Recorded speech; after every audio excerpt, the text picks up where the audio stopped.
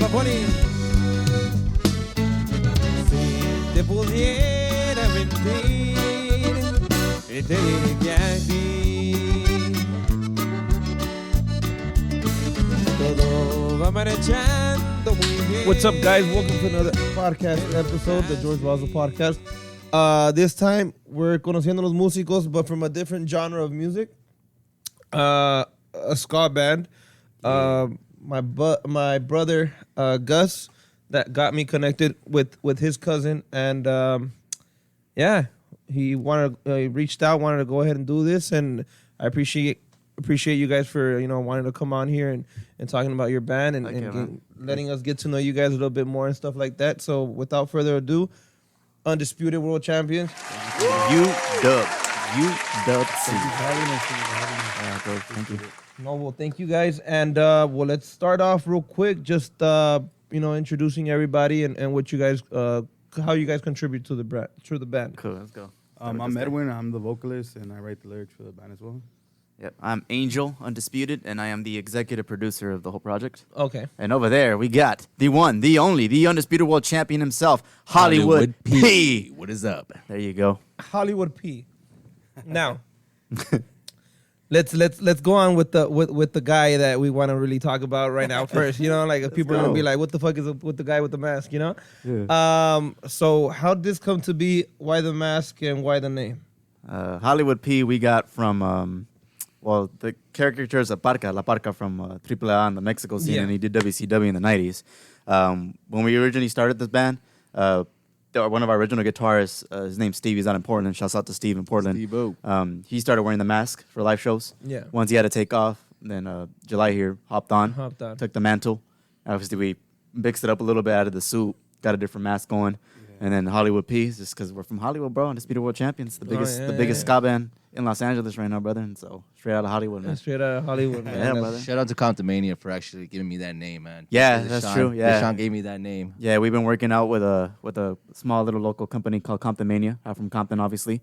And that's what our main guy, Deshaun Showtime Watkins, shout out to Deshaun, gave him that name, Hollywood P. Oh man, that's dope as hell, man. But going back into the ska scene, this is obviously something that's been on for a while. Yeah. And talking to you off air, you explained to me that this band has been actually going on for a very long time. Obviously there's, like every band, you can't keep the same original people. Cuestiones de la vida, people come and leave, come and go. So if you guys don't mind letting me know how long you guys have been in the band for, and how you guys actually came to actually recognize the band and actually get to know the band and stuff like that. So as Undisputed World Champions, we started this in 2019, this specific incarnation of our project. But me and Hollywood, we met like back in 2010 when I was 15 years old. We ended up playing for the same band, but just at different times. Okay. And then a few years after the fact, that's when I ran into Edwin in a different project that we were doing. And then he became the vocalist around 2012, and he was hopping around a few years for that band. So that's how me and him got connected, and then we played in that same band for a handful of years, toured everywhere. Once that was over, and that band being we don't gotta worry about them. It's fine. We don't need to worry about them. Yeah, but yes. So that's how we met. Me and Angel met through that band around that time. But like you said, we toured Mexico. We did other stuff, and it just came to the point where like everybody was just kind of trying to do their own thing. So we decided to go separate ways. But then we kind of got tired of doing this, like not doing anything for the band. Well, actually, Angel had started a different band. Yeah. He started a band called Session. They were doing that. They were trying to venture out into a different genre. Okay. But at the same time, I guess, I don't know, maybe they missed it, or even I did too. I kind of missed playing in a band. We missed it. Yeah, so we ended up missed it, trying to do going back into the ska genre, because that's the scene. Well, me particularly, I've been in that scene, going to shows and stuff like that when I was younger, like since 2004 maybe. So I've been in that scene for a long time. Like I know, like I started off as a fan, and now to this day, I'm like friends with a lot of the people that started in those bands and that scene and stuff. So it's grown a part of that. Yeah, it was an interesting way to start, like, because he was saying we stopped playing together in that one band. Then me and Hollywood, we started to venture into different types of genres. Yeah. And then somewhere around the summer of 2019, that's where I came up with the first two songs. Wow. And I just kind of scratch-tracked them. A fire got lit under this guy's butt. for many reasons that we want to talk about and go into anymore. Wait, what? And he hit me up. He pretty much just hit me up one night. It's like, hey, you got them songs? I was like, yes. The words he I'll said. see you tomorrow. So then he ran into the studio, laid down his shit. We dropped the first song called Still Down. And from there, we got a lot of compliments. A lot of people fucked with it. Everybody got And wet, dude. Yeah, everybody liked it. And then we just ran with it, bro. And then little by little, we just made an EP, dropped that, and just been off to the races ever since, man. We got the screenshots. yeah. No, yeah. Well, originally how the band kind of like started with that was we were starting like a side project, but because of what had happened with the other previous band like situations, we were kind of like wanting to do our own thing because things were said that we couldn't do things on our own and like that we couldn't venture out with certain people or we couldn't do anything because they were the ones doing it at that point. Yeah. So we were like, all right, well, Angel was like, well, let's show not just them, but everybody that we could do things from what we've learned and we take upon it and grow upon it and even make it even better. So that's just kind of like, it started as a way to show. So I guess I would say to show like that we could do it, but now it turned into something different. Now we know we could do it. We always knew we could do it. So it's just growing and like doing better and better. And taking these experiences from other bands and stuff like that and actually applying it into your guys' Yeah, project, which is something that a point to what you said was that you guys kind of get held back a bit or something by other bands because they're actually the ones doing it and stuff like that, and you guys actually proving a point and actually trying to pursue it yourselves and actually being able to do it. I applaud you guys for that, and I mean, I seen on your right now you were showing me the Instagram, on these events and stuff like that you guys are actually performing at now. So I mean, that's in of itself. I mean, it's obviously showed that you guys have come a long way from then, right? It's that experience that you have. Like me personally, I would say what I put into it, like with the bands before, was just gaining a little bit of everything knowledge from like the standpoint of being a writer and musician, I guess, in that way, a vocalist.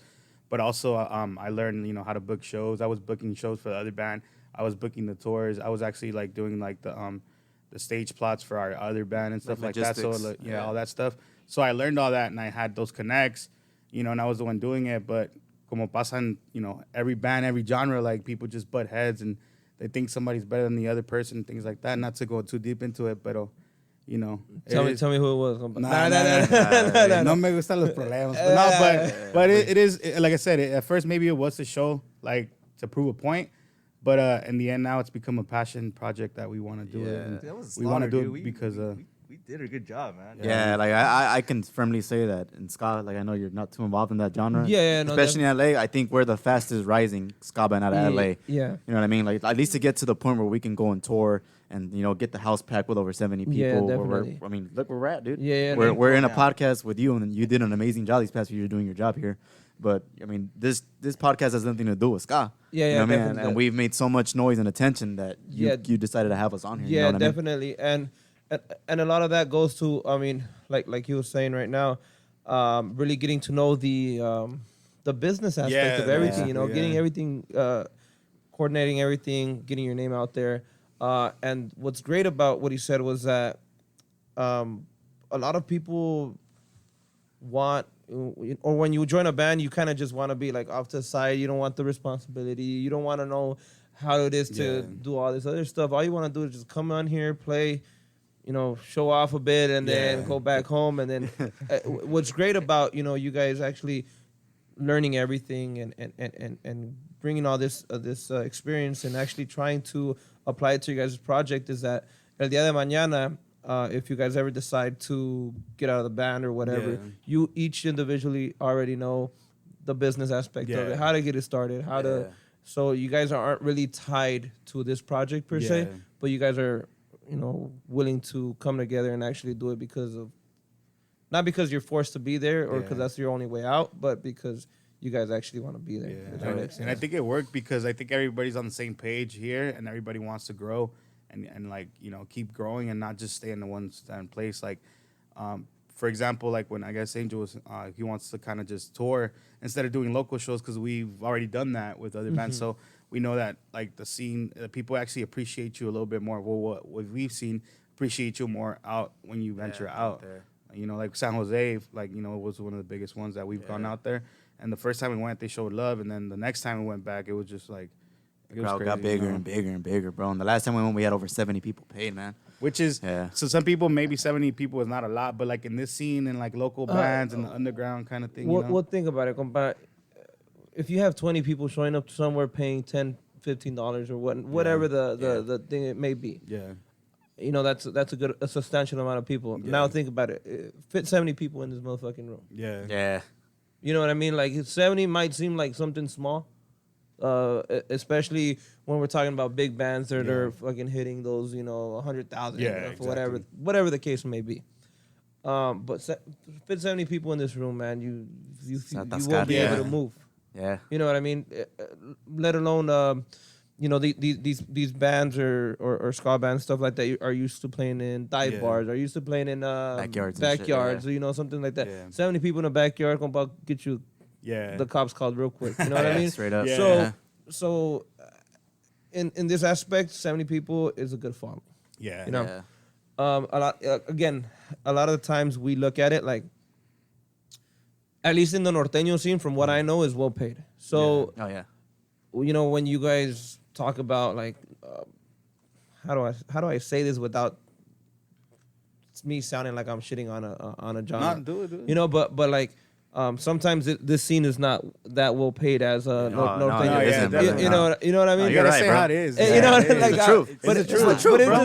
That's why we venture outside because sometimes si te quedas estancado aquí donde estás, like you're not really gonna grow. You're gonna keep playing from the same crowd, and they're gonna be like, all right, cool, the same bands. But I guess when you venture out, like Angel's really good at that. He looks at the logistics of things like, okay, this is gonna be for this. They're gonna pay us this. Make it worth it, because a veces, sometimes going out, it might not be worth it, but you create a fan base like the first time is not there. But like you said, it, just let's be honest, like you said, in this scene, it's like, no, los que ganan más son los promotores. It's just like in every other scene too, but aquí, like, that's what we do notice. Pero, I mean, you just got to get it right, porque también, if you have your mindset right, that you want to get paid or you want to get, exposure, you want to get your, there's some people that are, okay, I'll play for exposure, but if you know what you want, you ask for that demand, and that's what this band has kind of done. Si no tocamos, no nos hace nada, but we'll still put out music, we'll still put out videos, we'll still put out media out there. And if we get a show, we'll make sure that we'll get, paid, or at least it's worth it for the whatever it is, not just to play por decir, Yeah, definitely. Because ha habido veces que sí, we like when we first started, pero you start growing and you value yourself basically, and not por decir, pero not that they don't value themselves, but there's some bands that por nomás tocar y eso, they just to make do it, just to make the money. And to each their whatever. own. That might be their goal, but we have other goals, like we have to make this keep going and like growing bigger and better. Yeah, and going back to that point where I said earlier, those 70 people are a lot. Yeah. And 70 people that know your lyrics, that know the band, that actually follow you guys, that might have, I don't know if you guys have merch yet or whatnot, but that actually buy something from you guys and really support the band. That two people supporting your and band that's is the a thing lot. too. Like, okay, you might have, we've played here maybe a little bit more, like 300 people, right? And they're just standing there. Some 70 people, but they're all dancing. Yeah. Crazy, turning bro. the They're plays. going nuts, bro. These people have video that the security guard was dancing in the Security back. guard. That's when we went. That's how bad. Like the bartenders come out and like si sale, pero that's the thing that kind of keeps the band pushing for things like that. Yeah, porque, definitely. You put your music out there and it's gonna eventually hit. You got to keep doing it. Yeah, well, it's like the same in any genre. Your city's gonna be the last one that shows you the love and embraces you. And Definitely. And we got the same experience here, man. We go to San Diego, San Jose, Portland, and it's all love, bro. Like everybody's moving, buying merch, como dijiste, just showing love. Yeah, we definitely. play in LA, everybody pretends not to care. You know what I mean? Yeah. Yeah. I was gonna try to find a way around. It's too cool. It's too cool. It's too cool. They're It's too cool to show love to There's you. something about it. Exactly. Yeah, Everybody wants to be your homie, pero nadie te quiere apoyar. It's just like, like, como decía, Angel was saying it the other day. He was saying, like, where were you saying it? I forgot where you said it at, but basically, like, they don't try to talk to you or whatever, but once you play, they're already singing your songs. They're like, oh, I've never heard of you, and stuff like that. yeah. So you were saying, because like I told you before we got on air that I had a studio, and I remember there was a few times where we're like we were in a studio in San Pedro, and then we moved to one in Vernon, and ahí donde están todos los ska bands, a lot of them. Yeah. So we had certain fools coming in and out with other homies, and they bring their homies in, and they come in and then they be like, oh, I never heard of you. And then I put one of the songs on. Within 30 seconds, Moving their and they're head. singing that shit, bro. Then we played a show in LA. Yeah. We're playing the damn song. I'm looking out to the side, and they're all singing that shit, bro. Throwing it down. And I'm like, no can knock out on this, like just Yeah. straight up, bro. So Well- they act, fool, but they know they fuck with the music. Well, but that's hey. the thing, pues. Like, It applies to every genre, though, yeah, too. it 'cause affects every every genre. genre. Norteño, Why does that too, sound but like, oh, familiar? dicen, oh, you know. Why does that sound familiar? Yeah, como like in the norteño too, they'll tell you, oh, like, oh, good shit, you played good, pero pues, bajita la mano, they're like, these will suck. And fuck this, fuck or it, we're fool, better than that's them, it, pero yeah, I yeah. mean, you know, it is what it is, and every genre is kind of like that. Aquí for a while, and in the ska scene, it wasn't like that. You know, there was Yeah. times where they sí se apoyaban, se echaban la mano, you know, things like that. But I don't know. I'll be honest, it seems kind of watered down now to a certain point. You know, there's some bands that stand out a little bit more because they're actually putting in the work, but there's some bands that they just want to do it just to have a band, you know, like. Or at least do something on the weekend, you know what I mean? Yeah, To have an yeah. excuse to go and get fucked up. Yeah, to have an Leave the excuse to house. They you do know it what for I the mean? wrong reasons. Yeah. You know, and that's what hurts.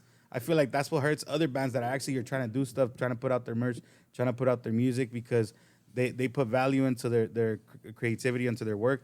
But then there's other bands que pues, pues te damos palgas o te damos some free drinks o algo así. Ya la hacen. Yeah. You know? Igual, again, like in this genre, there's all those type of bands. There's those bands that just want to show up to the gig y ya estuvo and vámonos pa' fuera, you know, like it's not, they don't put that much, you know, feeling into their music. Yeah. They don't, no le echan ganas para nada, Yeah. you know?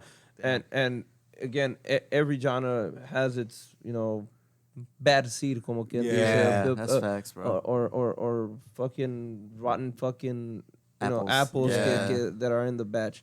That fuck up everything for Yeah. for everyone. You know, there's Yeah. bands that are gone to clubs for promotion. Yeah. I mean, if that's what you want to do, you know, go for it by all Yeah. means, stuff like that. But because your band went for promotion, the promoter's gonna say, "Hey, you know, Exactly. this band came out here. You guys willing to do the same thing?" And it Yeah. just that's where you kind of have to know where Y si your les dices que no standards se are. ofenden, you know, Y se because ofenden they're también. like, Ah, oh, pues ¿por qué mira, no? You know, este but- pinche grupazo vino por menos y tú acá quieres pinche That's un on huevo y them. medio, That's you know, on them. like. That's So he's on been them, through you it. know? So Yeah, I've he's been through it, compa, don't even trip, you know, like. So you guys obviously, I haven't really heard you speak Spanish, but I'll come from a Hispanic background. Yeah.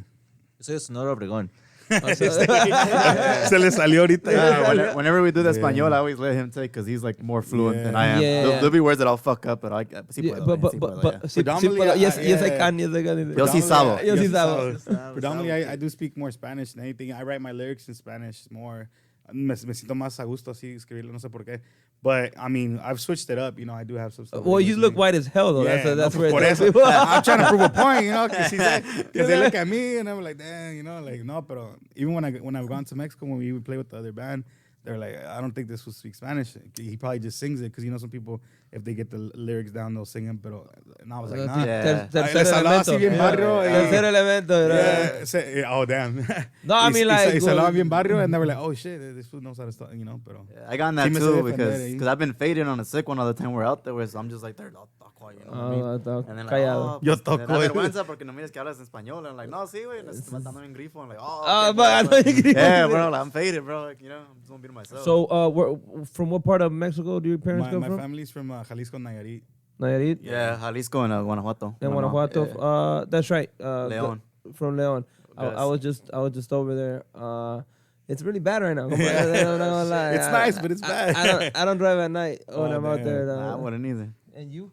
Sonora Obregón. Obregón, Sonora. ¿Le vas a preguntar otra cosa? Sonora Obregón. If I ask something else, it's Spanish. Obregón, Sonora. Well, I mean, it's crazy how music transpires into all these different, you know, countries. You know, Yeah. so Oh, yeah, you know, taking off from the U.S. to Mexico, Mexico to U.S. and stuff like that. What have been your best experiences on the road, Or like outside in or general. outside in general? Well, Yeah. like, well, for me, best experience away from the United States was when we got played on a radio station in Australia. Oh shit! Like, I don't know if I've ever mentioned it to them, and I'll mention it on the camera because I'm not scared. But I remember it was like early morning because obviously their time is different. They're like 12 hours ahead, right? So by the time I woke up, like at 6 in the morning, I heard it, bro. And I remember my girl was making me breakfast, and I started crying, fool, like straight up. Like Yeah. hearing that guy in his Australian accent, like mention our name and put our song on, fool. Like, Yeah. it choked me up, bro. Because especially at that time, like, you know, the thing about like ska, at least from my experience, like you lose a lot of friends, bro. Like, and it's kind of fucked up because there's people that you used to ride with, you know, in the car all day, just drink and smoke with, and nowadays you can't even stand to see each other. You know what I mean? And then to get all that heat, foods like to get, you know, all that negativity thrown at you, all that shit said about you, about people that you used to ride with, bro, and then for it to culminate into like somebody on the different side of the planet, bro. And the songs are in Spanish that you put on for them to say our name to me, like fuck, bro, I'm getting choked up right now talking about it, bro. But that shit was dope, bro. Like straight up, bro. Yeah.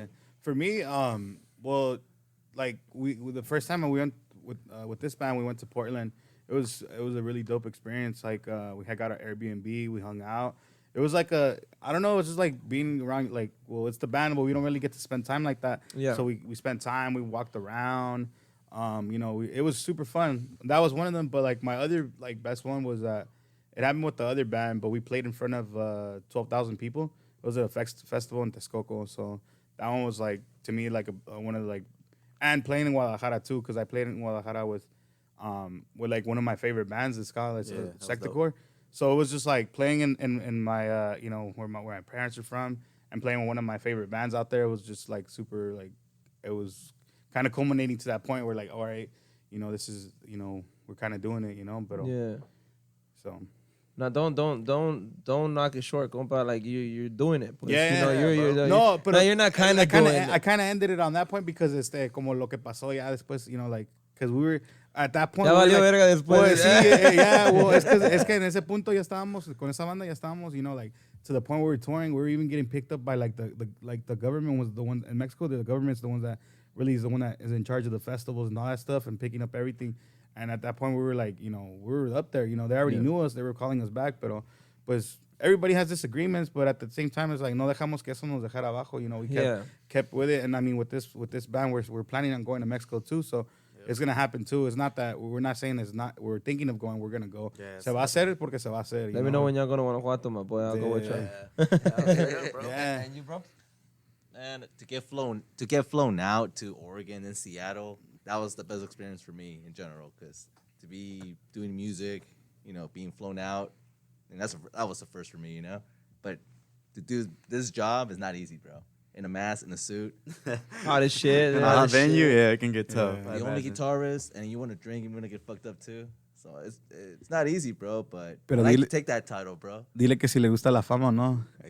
Dude, I earned Cuando it, le bro. piden una I foto, earned dile it, a ver bro. si no le gusta eso. Dude, I earned it. I thought he was going to say Sonora Obregón. I play Sonora Obregón. No, I mean, hey, I'm pretty sure it, you know, it might be dope, you know, to get off stage and people want to take a picture with the crazy dude with the mask, you know what I mean? Of course, with the wrestling belts that we use. Or the wrestling belts, y todo el pinche pedo. Like, I'm pretty sure the attention that you guys get must be phenomenal, right? Yeah, bro. And I think that's what makes it worth it, because, like, no por nada, like, obviously, Gus is my cousin, and I remember being, like, 12, 13, going to his parties when his mom used to have a place out in Southgate, you know? Yeah. And being around it. So, like, and even over the years, like, I would dabble into, like, corrido bands. Like, some guys would tell me, hey, come play, come do this, come do that. And I'm never going to knock it, because no matter what, any artist in your genre has made a million times more money than I've ever made playing ska. And that's the truth. But to me, the thing is that the fulfillment I never got playing corridos was that me writing a song out of my mind with these guys, and you got people in other parts of the planet singing it.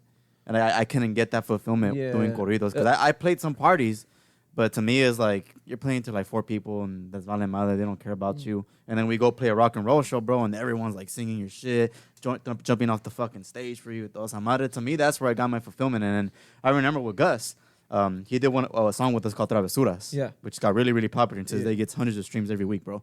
And I remember I told him the same thing I told you. I never got fulfillment because, granted, the songs that I'm playing aren't my songs, they're covers. Songs. Yeah, you know what I mean? And then when he played a show with us, he was like, hey, fool, like, they're singing my verse. And I'm like, I get what you mean. And I'm like, yeah, bro, like, nothing beats that feeling, bro. Even if it's 5 people, like, nothing beats that feeling of them knowing something that you just came out of thin air with. Like, yeah, you know definitely. And a point that you touched upon as well was that in this genre that we have, it's mainly all covers. Yeah. You know? Unless you're, you know, a big artist, you know, all you're doing is playing covers. Yes, you might be locally famous. You might be, you know, out here in Long Beach, fucking Compton, and people know who you are. But if you don't really have your own songs, all you're doing is playing your style of somebody else's song. Yeah. And people know the song because of other people, not because of you. Yeah. All you're doing is switching it up a bit. Yeah. I mean, I play a lot of covers too, you know, and I have a lot of songs down, but I haven't really brought them out. Yeah. But again, it's just like never really fulfillment, because even if you know you see people vibing with you, you see people liking it, you people are coming up to you, oh, you sing dope. It's not yours. It's not the same, Yeah, You know, it's not the same fulfillment. That there's nothing wrong with it either. I mean, you're playing there covers isn't. because I mean you're gonna You do paid. it your own way Yeah. too. There's well, look at Grupo Firme. They're like the biggest one right now. That they started off like that, Yeah. and then they ventured into their own songs. But it's like if you le pones tu propio estilo, you know, you're gonna. Yeah, That's the thing, but you know? but one of the biggest criticisms that they do have is that they don't They- write their own song. Yeah. So it's just like It's like a double-edged No le sword in a pueden way. ganar. Yeah, I was in a yeah. competition. I was in a competition basically. Yeah, or that. Yeah. Yeah. But I mean, I can Somebody who writes his own I can songs. never knock it because they're getting paid more money Yeah. week in and We're week doing out. covers and Yeah, we're then we playing our are own doing our thing. own no, stuff. Yeah, no, definitely. Like, But yeah. again, it's like you said, you know, it's not really fulfillment. Yes, Yeah. I mean the dude who can knock him, fucking selling out stadiums, selling out fucking shows twice a fucking week. Yeah. Fucking, you so know, for fire. a bunch of people, fucking even the one here that we went to in LA, fucking sold out Friday and Saturday, I believe, and you know, and other places for the weeks to come. You know, nobody can knock them for anything, but at the same time, what have you really written that Yeah. people really fuck with? That fuck with because it's you, not because of somebody else's. Like if they're gonna sing that song 40 years from now, Yeah, like yeah, how you have Ramon Ayala, Vicente Oh, Fernandez, like yeah, those yeah. songs are gonna last forever, bro. Yeah. Like every party, they're gonna come out and people are gonna sing it. But You know I what feel mean? like that's what pays the bills, I guess, in that Yeah. genre is getting that money. But as long Yeah, as I that feel like does- you're doing it and you're I mean getting money and you're gonna you can record your own songs too. I mean, put that music out because puedes sacar unos covers with your songs there too. So you never know. Like that's just gonna. Yeah. Be, But even if you're kind of tainted with that, you're the cover band guy. yeah. Yeah. You know, like But people like are always from- gonna criticize regardless, and that's in así la raza. I mean, yeah, sadly, si yeah. haces algo bueno, oh, pues that's how. If you were to go and play your own music, nah, well, we don't like that. Play covers. If you play covers, oh, you guys are just playing covers. O si no se saben todos a million songs que hay, que why don't you know all these songs? It's Yeah, like, you know, definitely. You have a solid That's point one of the- there. that's one of the You have a things. solid point No there. les das But gusto. going back to what we're saying, It's is still that the fulfillment. the fulfillment is not there 100%. yeah, no, Yeah. definitely. And it's scary writing your own stuff, man, because you don't know if it's gonna work. Like we have a song, it was maybe what like our, and still was what like our no, second yo sí single? sé que van a servir las canciones. Don't Nah, be but- talking shit about my yo letras, sí my le boy. echo ganas. Yeah. Me- Refill. Yo sí But le- yeah, there was a song that we did that we Go back, liked. Rob. I still got mine ahorita. Yeah, so we did Why a the hell not? we did a Why song. the hell not? Y casi no pegó, and we put a lot of money into it, a lot of energy. Even the cover that we did was like what, 400, 500 bucks or something like that we paid for that cover. I might be overblowing it. I but- wasn't told about No, this. the and still. I didn't pitch in for that. Oh one. yeah. So yeah, it's because it goes back to the same thing. Like, no le vas a dar gusto a la gente. Some of the songs that for us is like the simplest ones have been the hits. Yeah. Y lo que le meto más como más ideas o más like así con ganas hell no. or experiences, they're like it goes over their heads. Yeah, Simón. You Simón. know, Sometimes the song can be really good, and then no pega. También, it has a lot to do with People's attention span. it's people's attention span. Or a lot of it could be perception too. I mean, Yeah. we like it, we see it that way, but obviously, not everybody's gonna feel that way. That's why, like for us, what he does is he films almost everything we do. Uh-huh. So like there was a bunch of songs that we've had since 2019 that we haven't released yet. Even to this day, they haven't released. And one thing que hago yo is like, not only when I look at the footage, not only do I listen to us and be like, oh, we got to do this, we have to do that. I'm also looking at the crowd's reaction Yeah. to see if they move. Because there were Really certain analyze songs. everything, Yeah, yeah. there's certain songs that we wrote one way. We performed them live, no pegaron así, but then I remixed them into a different way, and now ahora sí pegan. It's like Yeah, you it's changed like with it. the It's like football teams, they watch their own games. And they're like, You gotta okay. watch tape or like you that, watch professional tape and shit sports. like that. Yeah, Or, bro. Another good analogy would be like comedians. I watch a lot of comedic podcasts and stuff like that. So they do talk a lot about the way they have their tag and then the way they have their like fucking their punchline on the joke. They'll switch it Yeah, up. They'll try to switch up the joke Yeah. and see what hits better, and then until they find the fucking The formula, yeah. the formula, until they find the one or the way that it hits the best, Yeah. and then they fucking they use that or they execute that way. So that's one of the things that you gotta kind of have to learn how to really mess with whatever you have going on and be open to changing shit up and be open to moving stuff around and stuff like that. It might be a little difficult because I have, again, like you, escrito canciones and I'm just like, okay, this is it. Yeah. And then you kind of have to be open. Oh, maybe it's not it. Maybe let me fucking move it around. No, it's maybe let happened. me do this or whatnot. Yeah. Add this chord here, add this fucking something else here, make it, change it up. And being hard-headed at the same time is kind of like... Yeah. You got to be open to criticism. That's the thing I've seen. Like with us, like you said, maybe tenemos canciones que están desde since the band started. And then we've kind of changed them as we've gone. So now if we're going to record them, we might change this, part of the lyric, part of the guitar, something like that. But going back to, I was going to make a point before I guess we got lost into it. Pero, I forgot what we went into. Pero lo que iba a decir is basically what we try to do is not just play. We try to make a whole show. Yeah. We try to make it be like a vibe for the people, like que bailen, like bring joy to people in a way. Even though, like, I mean, as corny as that may sound, or whatever the case may be, we try to, like, for that moment that we're up there on stage, we try to give it all we can and just so that people can vibe with the band. And, I mean, even the songs, too, we kind of try to, like, make them more like party songs in the way where, like, they're like, even the lyrics, some of them, you know. Alterarlo, como like, you know, like, kind of try to be on their, basically, like, what they want to hear in a way, like, basically their daily life, or just about a party. Like, Travesuras is just about, like, una loquera, una noche de madre. And that's what it, you know. People, and then some people are afraid to write about those things, but you just gotta go out there and just, you know, and try it out, see if it hits. When he first had told me about the song, I was like, man, I don't know, because I mean I have written some stuff like that. We're gonna get canceled. Pero Gus is like 10 times on. Gus explicit. Gus is explicit. I thought I was explicit. He turned it up. No But filter at all. he brought the juice with that one, and you know, he's fucking filter. He's officially part of the band.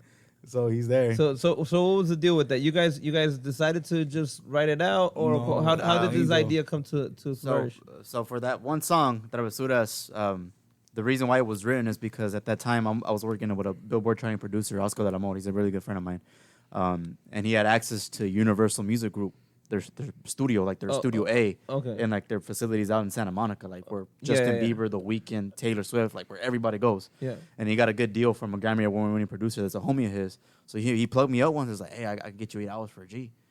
And I'm like, serio? They're like, yeah, and that fool will be there. He's a Grammy Award-winning producer. He'll do everything. Just pull up and we'll get 8 hours. I sent him the money instantly, bro, because I was blessed to have that money at that time. So I zelled him right away. Boom, book it. Yeah. And it was the day after Christmas, right? On the 26th. Right before Christmas. Or was it before? Or after? Before Christmas. Yeah, it was one of those days around that time when it was dead. Like nobody, all the artists, they go on vacation and do their shit. Yeah. So we went in there, and then within the 2-3 weeks prior, I wrote 6 songs. And then one of them was Travesuras. Mm-hmm. So once we tracked it, it was like around maybe, April, May, June, where I was finally like working on it. And I was recording Gus at that time when he started doing Travesos de Parque. Yeah. And he did like a few covers and stuff that I recorded for him in my studio and everything. And then I remember once, like the way I heard the song with the horns, it was like, it sounds like Travesuras. It sounds like a fun song. And I asked him, hey, can I name it Travesuras? And he's like, yeah, name it Travesuras.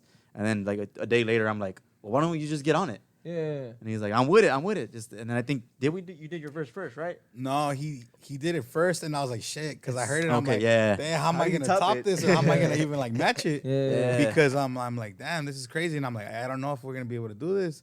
Y no, pues I heard it, and I was like, oh, I'll come up with that, but. Honestly, he took the whole song because that song. Nobody saw that shit coming. Yeah, nobody saw it coming. I remember when I sent him the one with his vocals on it, he sent me a recording at his place, and he was just spinning over the recording, and I'm like, we'll get in the studio. And the funny thing is, at that time, I was transitioning into studios, so I had everything set up at the house, so we recorded that shit in the kitchen.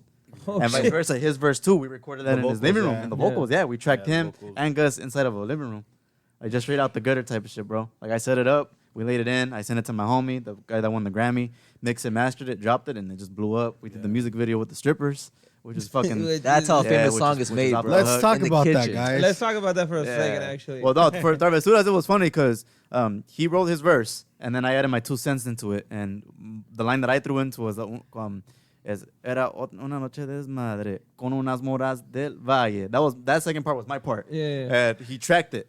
But usually when I have them track, I have them do multiple takes because I'm a workhorse with this shit. Like I make them not do it again. I'm gonna have like 10 different takes and I'm a freaking sign it. So for that one, he laid it down one time. His girl walks in the room, that take of him saying that line is the only take I have of that line. That is not true. It's true. No, it's true. That is I not was true. like, you want to do it again? And he's like, Nah. He was like, nah, bro. Nah, that's it. I'm So not trying to everything sleep with else the I have couch. Ahí multiple estaba mi takes. suegra en So- la casa y yo acá, nah. Yeah, we have Con multiple las takes. morras del valle. Except like, that, fuck. So if you look at the session on Pro Tools, everything else has multiple takes except that one. That's the only take I have of it. And my boy, but I cannot say or not admit that that's true. and you're from out there, pues, Yeah. también, like, well, I mean, you're living out there, so. Nah, yeah. No, I was living in Norwalk at the time. At the time, yeah, it was in At the Norwalk. time, Yeah, and that's when he came. I think it was it around COVID? Or yeah, it before was during It COVID. was Yeah, COVID. it was around that. So I took everything to his house. I took the desktop, he wrote it. everything, the interface, y todo, and we just On in your his shit. kitchen table. Yeah, she he was was just supposed laying to, I there. think she was supposed to leave or something. Go get but food. Yeah, and then she came back. She came back quick, and And I'm like, you're going to go to it again? He's like, I nah, was move like, on to the next line. Ya cuando estamos bien.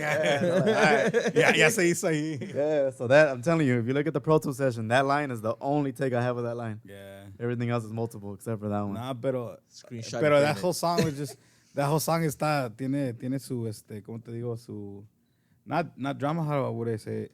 But basically it almost ended my whole like relationship with my girl. No, don't even trip. So what we're gonna do for you right now is that we're gonna go ahead and clip this part, No, dude, and then dale. we're gonna go ahead and send it to your wife. Damn. No. Porque no, you know what? I tell you this. So when we went to go record, she wasn't tripping about the song, but when we went to go record the video, so she didn't end up going. I think because she was working. And then I pull up, and then this was like, all right, cool, we're gonna record this, we're gonna do it like that. I'm like, all right, cool. And then like, oh, I forgot to mention there's gonna be strippers, and I'm like, no mames. I was like, no mames. that was like, it. I was like, no She wrote. mames. Y yo como que I was like, fuck, for like, nah, dude, I can't do it. And I was like, nah, come on. So if you look at the video, I'm all uncomfortable ahí como todo tieso ahí con These las- girls are con las twerking morras on ahí. him and everything. But I was like, and then ¿Estabas when I, tieso o lo traías tieso? no, Nah, ¿qué pasó? Are you gonna edit that one out? No.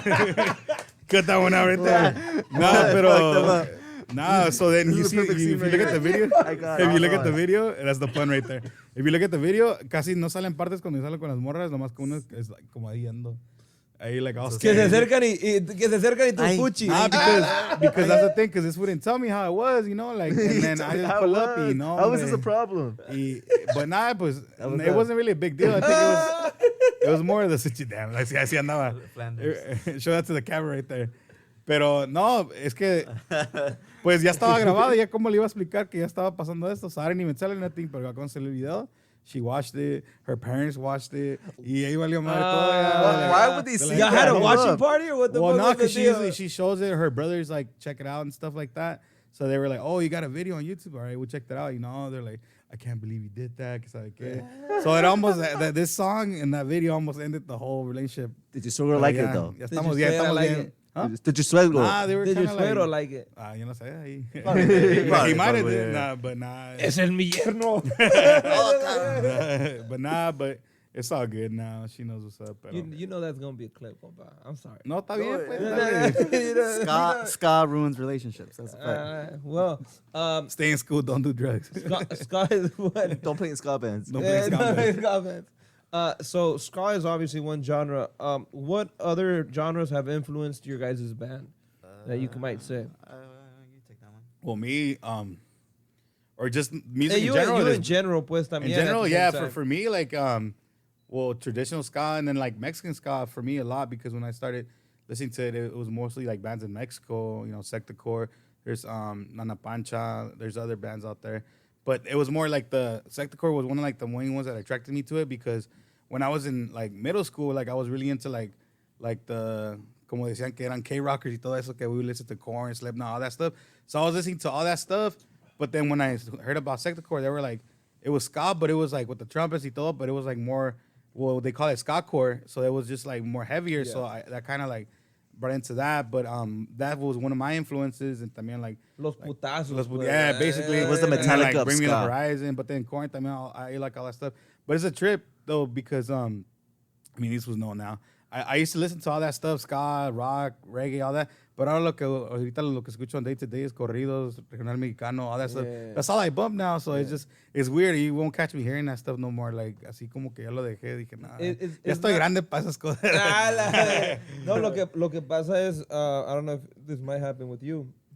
You play the music already. Yeah, that's true. So you hear it, Yeah. Obviously, maybe you'll hear a band or two that they just released some new shit, whatnot, Yeah. you know. But no quiero decir que te enfada, but like You're around it all the time, so you don't all the wanna- time. So Yeah. what you want is something to maybe something else, Actually, maybe.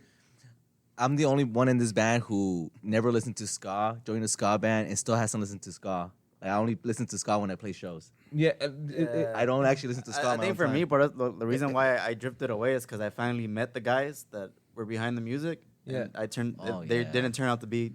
what you wanted. It Well, to that be. one they were like really like That's they're actually- fucking sleazeballs and shit. Yeah. That's how long You know we've what been I mean? doing They it suck. for. They suck as human We got beings. to And I'm meet like, our you know what? heroes. I'm not gonna Like, listen to this no when you more. meet your idol, that's what they say. Never meet your Never idol. meet your bro. idol. Yeah, because then you Heroes, meet him, bro. you're like, this guy sucks. Yeah, His guy's a music's piece of dope, shit. but he's a shitty person. You know, Guy's what a I piece mean? of shit, you know. Yeah, piece of garbage. But- Una foto. No, ¿cuál foto? Te mandan.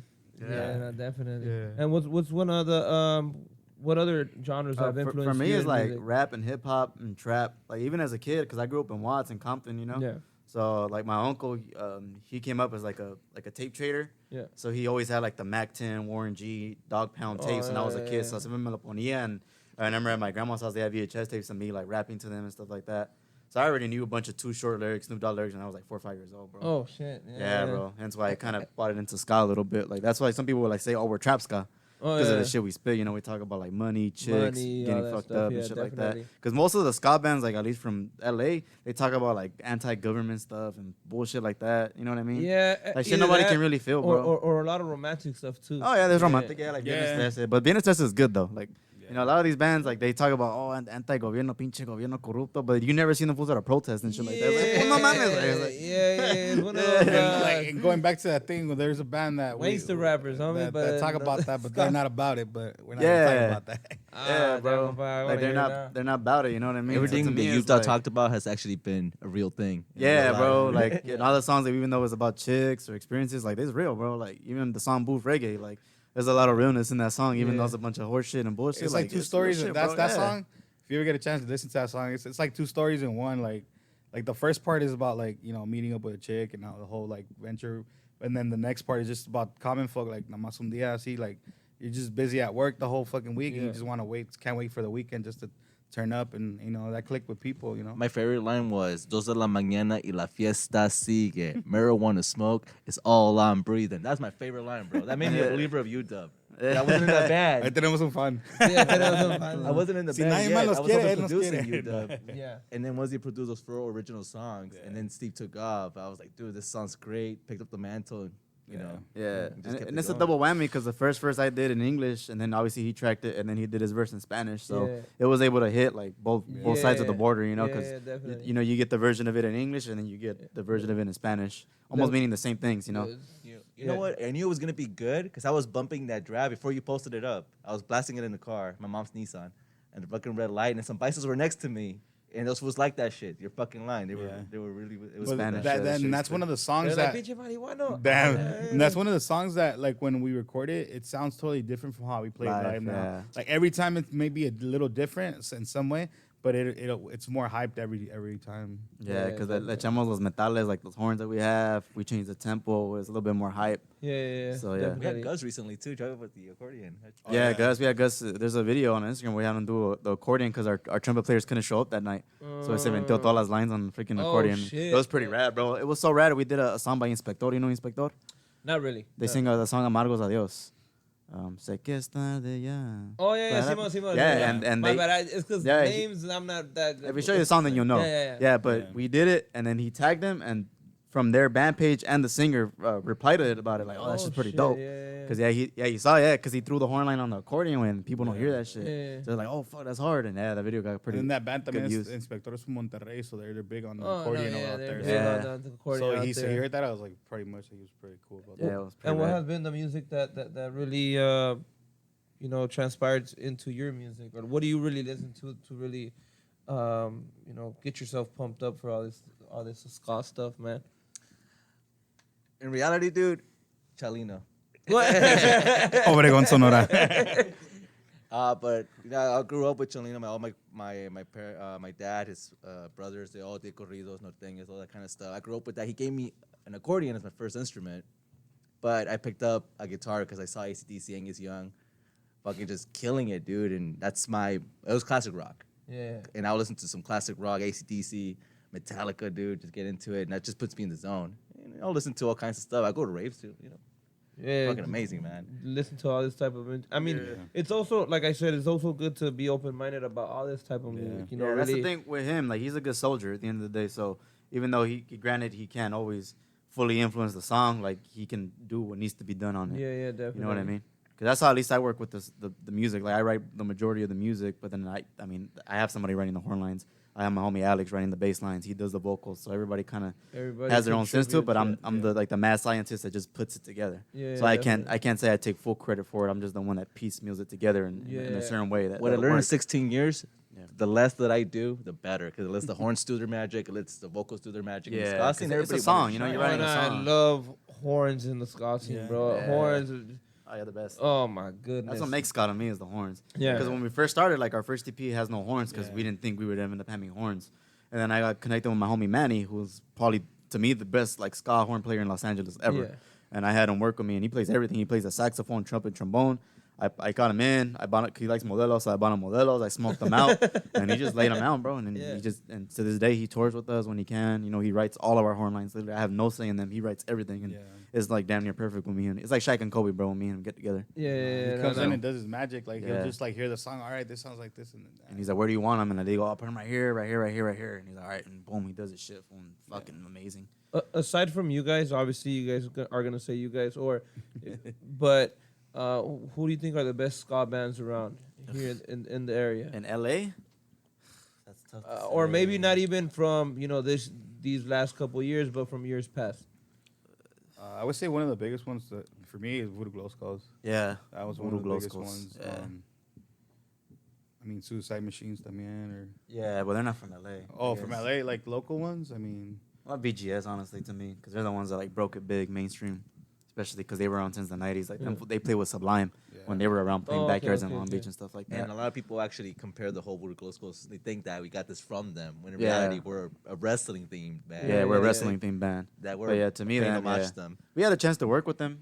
Years back. they record the guitars recorded one of our songs, but from the other band. Yeah, so they're really cool guys. They're all from Riverside, but they're kind of like the it to go to as far as like LA ska, like the ones that made it from out the I would gutter. say like they're kind of like would be the godfathers of it. Yeah, like the thing is funny. Like I know, like you can tell he wanted to say a name and I wanted to say a name, but like because we know these guys and we don't really like a lot of them because we've known them over years and we got problems with them. It's not that we don't like. Okay, I'm not gonna say that. That's his. Okay, opinion. that's my thing. Yeah, that's my his thing. opinion. Yeah. Bro, that's his we got opinion. into issues, dog. Like the past 2 years, Yo no we tengo broncas con yeah. nadie. Yo me la llevo bien. Yeah, there's been issues with a lot of the big dudes out here because Pero- we've been trying to come up and they don't like that. They don't It's a want good to see time. anybody come up. But all right. The stigma behind it is that, you know what, pa que mencionar personas que ni piensan and they don't even look to us, you know.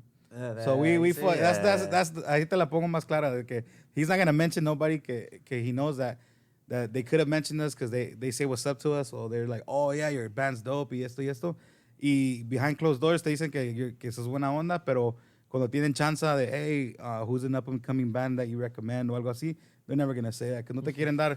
They don't want to give you that spotlight. So his mentality, I feel like his mentality is like he's right. he doesn't want to give that shine to. So it is what it is. Why even mention somebody that's not worth mentioning? Yeah, that too. Yeah, that's a lot of it, you know, because like even like there was an incident that we had back in 2020. I won't say any names. We were supposed to do a show in Vegas, and the only reason why I found out what occurred is because the bassist from that band, he left the band. I still kicked it with him years past, and he kind of told me, hey, wait, like, yeah, that show in Vegas, the reason why we canceled is because you fools were gonna be put up on the flyer, and all these fools didn't like that, so we booted you off the show because of that. Because he ended up getting into problems with them, so now he's burning the bridges. Like, oh, fuck them fools too. By the way, this is what they did to you fools. So he that kinda- tells me that we're that good. They self-destructed. he self-destructed with them. So no es como no es, for Pretty me. much. Yeah, for me personally, it's not para ser presumido, but some people got intimidated by the project yeah, because straight it's up, like bro. como pensaban que no íbamos a hacer nada o que íbamos a seguir haciendo lo que estamos haciendo. They just thought that these fools are just gonna do it. They're gonna fade out. You know, aquí estamos. You know, we've been putting out constant music. We've Actually, been I putting wanted to out bring that stuff up on earlier. That social media. 2020 was a good example for what you said earlier, which was that without a lot of these people setting up these shows, nobody would have anywhere to go or play or do anything. Yeah, Those 2020 weekend- was I think one of the biggest years for us because Angel was like putting on. If Si No Había shows, we were putting them on, or Angel was doing them. Or live streams. We're We doing did two live big live streams. streams where I paid thousands of dollars to have a big old rig. The first one was in my dad's backyard in Watts. Where we did a big old live. That shit was stream. intimidating. Yeah, it was intimidating because it's Yeah. like, well, granted, these fools don't have the paper to produce these things. Yeah. And then eventually we did one with the big homies La Pobresca. You know, they La kind of Pobreza, did yeah. they kind of did us the favor of putting us over. Yeah. You know what I mean? I don't know what, like in wrestling, you kind of do that too in a way. Like, you know, you're a big wrestler, you got a new guy coming up, you let him beat you in a way. Yeah. It's fake, right? Yeah. But that way he can get his shine. It's Because not it's fake, all but- business, bro. It's not Yeah. fake. It hurts, yeah. I trained in it, and that shit hurts. But you get what I'm trying to say? Like, Yeah. they did us the favor in putting us over. Yeah. You know, and that took money to do shit like that. And even the main guy from that band, he told me, like, a lot of fools were hating. They were like, oh, why you working with them? Why them? Because a lot of them thought it was him producing it, not realizing Not that it was realize out of our that- pockets that we spent the 5 Gs, bro. yeah. We spent the $5,000 like to put that on, bro. Yeah, definitely. You know what I mean? And you guys definitely have invested throughout the years. Oh, And- ton And I of think money, it's bro. one of the things that, como the way the mentality of the band is, si no hay oportunidades, we're gonna make them. We're Yeah, gonna make the definitely, opportunities. Or if there's not, Definitely. if somebody closes the door on us, we're gonna keep on knocking, or we're gonna make our own door. You know? and that can serve as advice for people, not necessarily just in the music in industry. general, in life too. In you know? general, just in keep general, keep you know. keep at what you're doing. If Open you your think own you're good door. at something and people keep telling you otherwise, just keep doing it, and you know, eventually you're gonna get good. If not, you'll change into something else. But if you don't try, you're never gonna know. Yeah, the because thing, that's you know? when we started in 2019. Nobody wanted to book us. Like everybody thought we were a joke. Yeah. So then I threw my own shows. So bro. this day, some people Yeah. still don't want to book us because like It's intimidating to them, bro. They I can't don't they know. can't have it happen because at least in ska, like se acaba once they go home. Like that's the biggest they'll ever get. That's the most fulfillment they'll get is that night they play their show. Yeah. But once they go home, they realize it's like, oh fuck, like I'm really nothing. So they can't really stand to have someone new come over them because then it's like, well, if I'm not that anymore, then what am I? Then what am I? So then type you're of better thing. off stopping the whole thing from happening and you staying on or you staying on top. So like obviously out here we deal with a lot of promoters. We deal with a lot of. I mean, at least in my sense, I'm kind of just like, I get booked by this one person, and that's who I deal with because I'm the forefront of my project, right?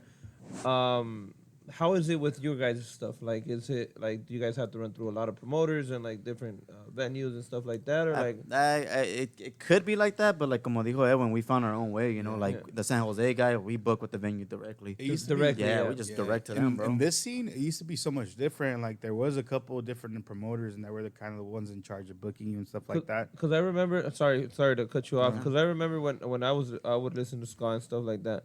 I would see all these backyard functions, Yeah. all run by like one specific Yeah. group of people or whatnot, and they'd book all the bands and stuff like that, Yeah. and they'd have their shows.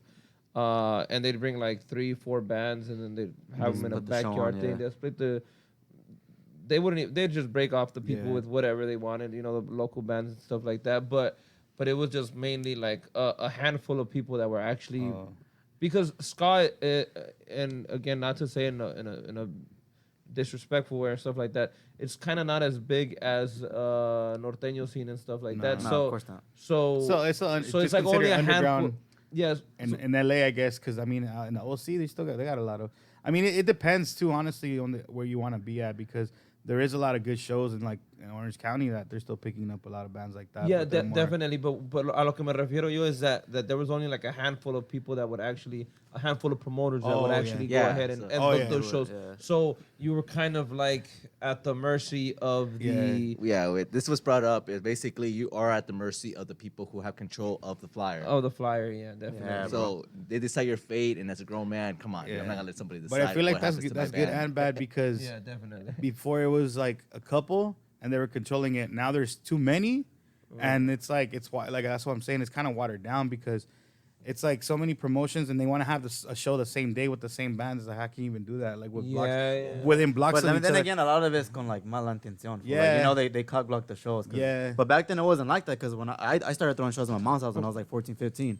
Yeah. We got pretty popular. In fact, we got so popular we got put on the news, Fox 11. We had a special. And at that time, dude, we have so many different promoters. But like say ayudaban, you know, like Yeah. we'll promote their flyer on our MySpace because that's when it was MySpace. Yeah, that shit and they'll was- put us on and it'll be like, and then if we'll come through the show, we'll let you in for free. And it was all love way. And then Yeah. it was before I had taken a break a few years back. Was like in 2015, I think. I had to take a break for a year, and yeah, during that time, it was already getting kind of secluded and getting kind of like cliquey. But when I came back, it was like for sure, like nah, we ain't messing with nobody, bro. Like it was Yeah. just a straight tribalism. Like nah, It got you ain't with monopolized us, like a you ain't with motherfucker. nobody. Yeah, bro. And then Yeah. for sure you seen the same show on like 2 shows a day because it was a cock block. Yeah, it was Yeah. just more so. It was more so like I'm gonna throw a party, see which one, or Which one throw a cracks, show, yeah.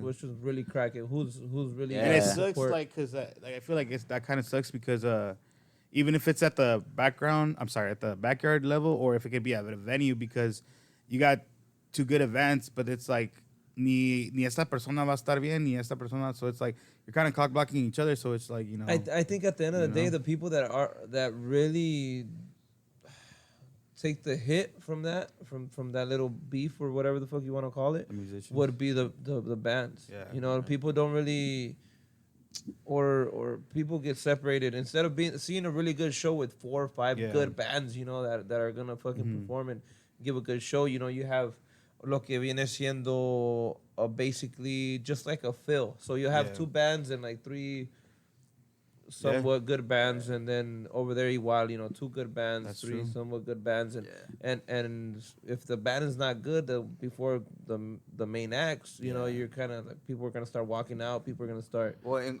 to add on that, I mean the fans suffer too because of Yeah, what you because- just said. You yeah, you yeah. get a low quality show, so then you're like, well, I'm not gonna come back to this. And Or- then you go to something else like a norteño show or a goth show, and you're like, oh damn, I'd rather be here because it's Yeah. lit. There's chicks here, you know. Like Yeah. it made people leave the ska scene. Like it became too tribal. Uh, Whereas asi- like, oh, if you're not hanging out with us, then you know, As- nah, you know you nothing. You're whack. And aside from that, like, you know, the bigger bands want to get booked, obviously, but Yeah. like if I got a band that I really like that is playing at this venue, but then I got another band that I really like and I'm playing at the other venue, it's just like, oh fuck, Yeah. like You what get the torn, fuck? yeah. What the fuck do I do? Yeah. Instead of really throwing a big show for ultimately, we as musicians play for the people, you know. Yeah, So straight up, like, bro. Yeah. so like instead of, you know, complying and really trying to play for the people, we're just kind of playing for what exactly? This has happened before, where we throw our own show and somebody at a spot would throw a counter show Yeah. with you know, like some For whack free, bands. just to Yeah, to for be free, bro. Like straight up. Like for free? Yeah. Yeah, Motherfuckers just- will really like Yeah. lose money Yeah. just to. Yeah, and Well, not les just on dicen us, just que- in general, como dijiste, like, you know, there's a good show that's put up, and then some fools will throw on a free show, and it's all whack. because they're gonna and make their people money suffer, off yeah. of like selling other the stuff, bar, you know? the food, y todo. You know, yeah. and then they'll tell the band that they're playing, el último, oh, no se hizo nada. They keep the money, but just to like throw para que no haya nadie vaya al otro show. Or Yeah, oh, this band is gonna play and then they don't even show up. they don't even show up. Nah, but I think what kind of changed and kind of like pivoted everything was that a lot of venues started closing in LA. Like one of the biggest ones, like for local and underground like bands, was the Allen Theater in Southgate.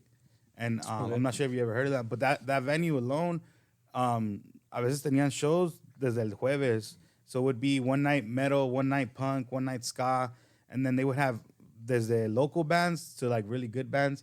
And that place was like bringing everybody and getting everybody together. Yeah, there was no issue. But I think when other people started seeing that, oh, well, they're thinking that they're raking in money and all this stuff. Well, then they started trying to do it too in the backyards, and then they started trying to like rent little halls. You know, Well, that's these fools are igual. ranking in money. Then let me get some too. But a lot of places closed down, to be honest. I mean, one of the other bigger ones was the Knitting Factory in Hollywood, but that one got kind of like, they would have shows right there with like 2 or 3 rooms filled with bands and like nonstop. But I guess just like people saw like the owners of the venues just started seeing it's not really business because they ended up turning it into a Target, like where that spot was at. And they even said it, they're gonna close it because que se veía mal, all these kids, all this stuff. Like big bands from Mexico would play, Panteon Rococo would play right there, El Tri would play, and they closed them down. Even the House of Blues in Hollywood, yeah. they closed it down too yeah. because they said, oh, it wasn't. They were gonna build apartments. Like a lot of did. those They venues did. closed because they would give the local scene. They would give them like one night there. I remember there was a promoter. Do you remember? the guy with the leather pants. I think so. The They would give them the one baby night that powder guy? everybody, like you up and coming bands would have a free night, like, you know, and they can go and play like a showcase. And you were like, damn, you're a local band. You're playing in Hollywood, you know, at the House of Blues. Yeah. And then you can give your friends tickets, your family tickets, Yeah, and the everything, crack. because they would make their money off the bar, whatever Yeah, it was. definitely. But I mean, just alone playing it, like playing that venue was like an just experience, playing the you know? venue, I'm pretty sure. But those places started closing, and then like they started going to other places. I mean, it's just, I think it's lack of a lot of little things. People just kind of like saw that, oh well, they changed their mind, and now it's like 2 or 3 promotions, big promotions in LA, I guess, that they do it, and I don't know. They just And also with the whole closing venues thing, it has a lot to do with the city también. If the city really wants all that. yeah. fucking- Well, that's the thing that happened with the knitting factory. From what I heard, was that they didn't want because it was never 21 and over. It was like 18 and over or like all ages. So tenían kids on the street tomando, because they thought they were coming from backyard shows, so they would go there. They would think they would do the same thing. They would see them drinking or they would get tickets and all that stuff. I so was doing the the city don't drinking. want to see that. It was good times. It was good times, but the city doesn't want to see that. So they're like, oh, pues, close them up, and that's what I'm telling you. Like they turn into a Target. The House of Blues, I don't know what happened with that, but like a hotel. it's but that it was all money. Shut it I guess down. that one, but And I don't know if this is 100% true, and I don't know if Gio wants to fact check me or if we're gonna have to edit this shit out. But from a source that I know, I heard that the same shit happened to El Rodeo de Pico Rivera Oh. for the same reason that, well, there was always something going down in that fucking venue. Yeah. There's always, aside from the guy Según lavando dinero and all this other, Of course, bro. Yeah. all these accusations course. that I don't know if were true or Yeah. not. But apparently from what I heard was that the main reason why they shut it down was they were trying to find any little excuse to shut it down. yeah, Because the people from Pico Rivera were frustrated with all the, people would fucking wake up in their fucking front lawns, ahí tirados todos borrachos throw up, and piss shit. everywhere, Piss everywhere and stuff like that. So I'm pretty sure that had to do, do it with sucks that because especially. there is these opportunities, these venues open up for things like that, pero también the people no se quieren comportar, like Yeah, I went to a that's- rave even there. in Malecón too. I've gone a couple times to Malecón, and the times that I have gone, it's like those parking lots, or they're getting down before even the event starts. Yeah. And like it's around shopping centers. There's the Best Buy over here. They're over here getting yeah. down and like throwing bottles, and so it's a bad look, and then sadly, like I don't know if it is, but I mean, para la raza, they're just gonna be like, oh, these fools nomás vienen a hacer desmadre, Yeah, definitely. And like you said, no se comportan. Yeah, like one of the last shows I threw in my mom's house, a backyard show. I kicked everybody out. Like I ended it early because it was just nonstop fight after fight. I even had to get on the mic. It's like, yo, if one more thing happens, I'm shutting this shit down. It was like 9:30, 10 o'clock. And then the same fools just kept going at it in the pit, just kept going at it. I got on the mic, told the band, hey, stop. I pinned him with the cut. Everybody, get the hell out. Just kicked everybody out, bro. Yeah, It definitely. was messed up. Especially you doing it at your house. You know Yeah, what I my mean? mom's Like place, this, bro. this It's this is something que pues, no se tolera mucho. Like. Yeah. And aside from that, what you got in ska bands, pues se acostumbra a ver putazos, a ver, It's you know, madre, yeah. desmadre. But one thing is dancing and being in the pit and being Yeah. fucking, y otra pinche cosa es realmente queriendo agarrar a putazos just to get down, And I feel like a lot of people también in that aspect, they come in thinking like, oh, fuck yeah, we're just here to fuck people up. Like, we're not here to enjoy the music. We're not here to fucking... Voy a desquitar ahora. Voy a desquitar ahora Yeah. with some shit going down or It's whatnot. a little bit of everything for everybody. Some people, like you said, there's some people that go to enjoy it. Some people try to desmadre. Some people to get drunk. Some people just for the heck of it, they don't, or they go with their brother or sister or friends. Like they, it's a thing to do, I guess. And so, like, I mean, your guys' shows, like I said, se acostumbra a verse desmadre, a ver todo. What has been, like, the worst shit que les ha tocado ver? As That's undisputed. undisputed? As Undisputed. Well, we don't really play backyard shows. Yeah, I we don't mean, really play 'em. Nah, we we- avoid I them. think the worst thing, I mean, me personally saying, I don't know if we can say this or not, but Or not on Undisputed, but, like, on... where we in played general. his Gus's birthday, and then it was his birthday party, and then he tried to jump him there. I think that Some was kid, like the it's in the craziest- music video. Yeah. Yeah, some dude from like. We were Gus- sitting next to them We were too, sitting next to him when right before it happened. And then Gus like started squaring up, so everybody got an alert. Yeah. And then everybody else got an alert. Yeah. And that kid got his ass I think whooped, that's bro. the craziest. But the whole party. Bad, the whole party like And then we took started around, bro. filming. Like everybody lined up, bro, and just that and beat that ass, some Yeah. kid. Yep, and they just But- stormed out. But even as backers, I don't was know, nothing, nothing really crazy. We As try to stay Undisputed, undisputed. We as try to Undisputed, stay I don't away. think we've seen anything crazy. One crazy little moment that we have, like a tourist story, was that it was like 3 or 4 in the morning. We went to look for beer in Mexico City, and how do you say a tranny got ran over. Venga, tu A madre. tranny got bro. ran over, right? We was And walking. you would think that the guy who hit her, it was a taxi. The taxi guy that hit her would be like, oh damn, I must pull over and see what's up. Like, Hell nah, nah, he he got kept out. going. ¿Por qué estás caminando ahí? Le empezó a gritar and all that stuff, and then like fucking the person got up and then walking But bloody. Karma hit him. Remember, 30 seconds later, I think he got because there was a hit. cop Oh, yeah. right there, bro. So he kept going and got his ass, bro. But but the person flew like le pegó, Yeah. and you just see him like they were right here, and then they flew onto the curb. Y luego que se baja el señor del taxi y le empieza a gritar que where the fuck, no estás viendo dónde vas y que sabe qué. And then the person was just like, well, I'm sorry, que sabe qué. They're all bleeding and everything. Yeah, bro. But we still got we accomplished. We got the chelas though. We couldn't find. After that, teníamos went to teníamos Oxxo. susto, so nos la bajamos con unas chelas. Trying to get ran over. But I my fucking six pack, my Dude, boy. era las we went to 3:04, Oxxo. everything Yeah, was we went to closed, Oxxo. and we were like looking for beer. Supposedly, we weren't supposed to be walking around that hood, but we were just walking around it. Like, we were deep though. It was probably like maybe 10 of us. Yeah, We're deep. walking, We're and deep. then we found an Oxxo. Finally, they sold it to us, and we're like, damn. Like, I think we on the way back, he was probably still there, and I think Steve gave him a beer. I don't remember. Like, like, it was. That was He like, was trying to pick up, my boy. Nah, my wildest story was a show we played in Riverside. I had went with the band that we used to play in together, and it was a double show for me, so I did double duty.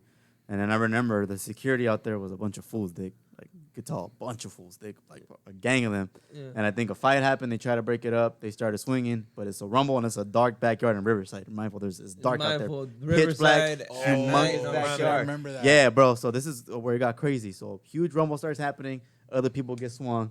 People start jumping in, and it became a humongous free for all, bro. Like a free for all so bad that my bassist and the guitarist from my band at that time got cracked in the face, like busting nose, bro.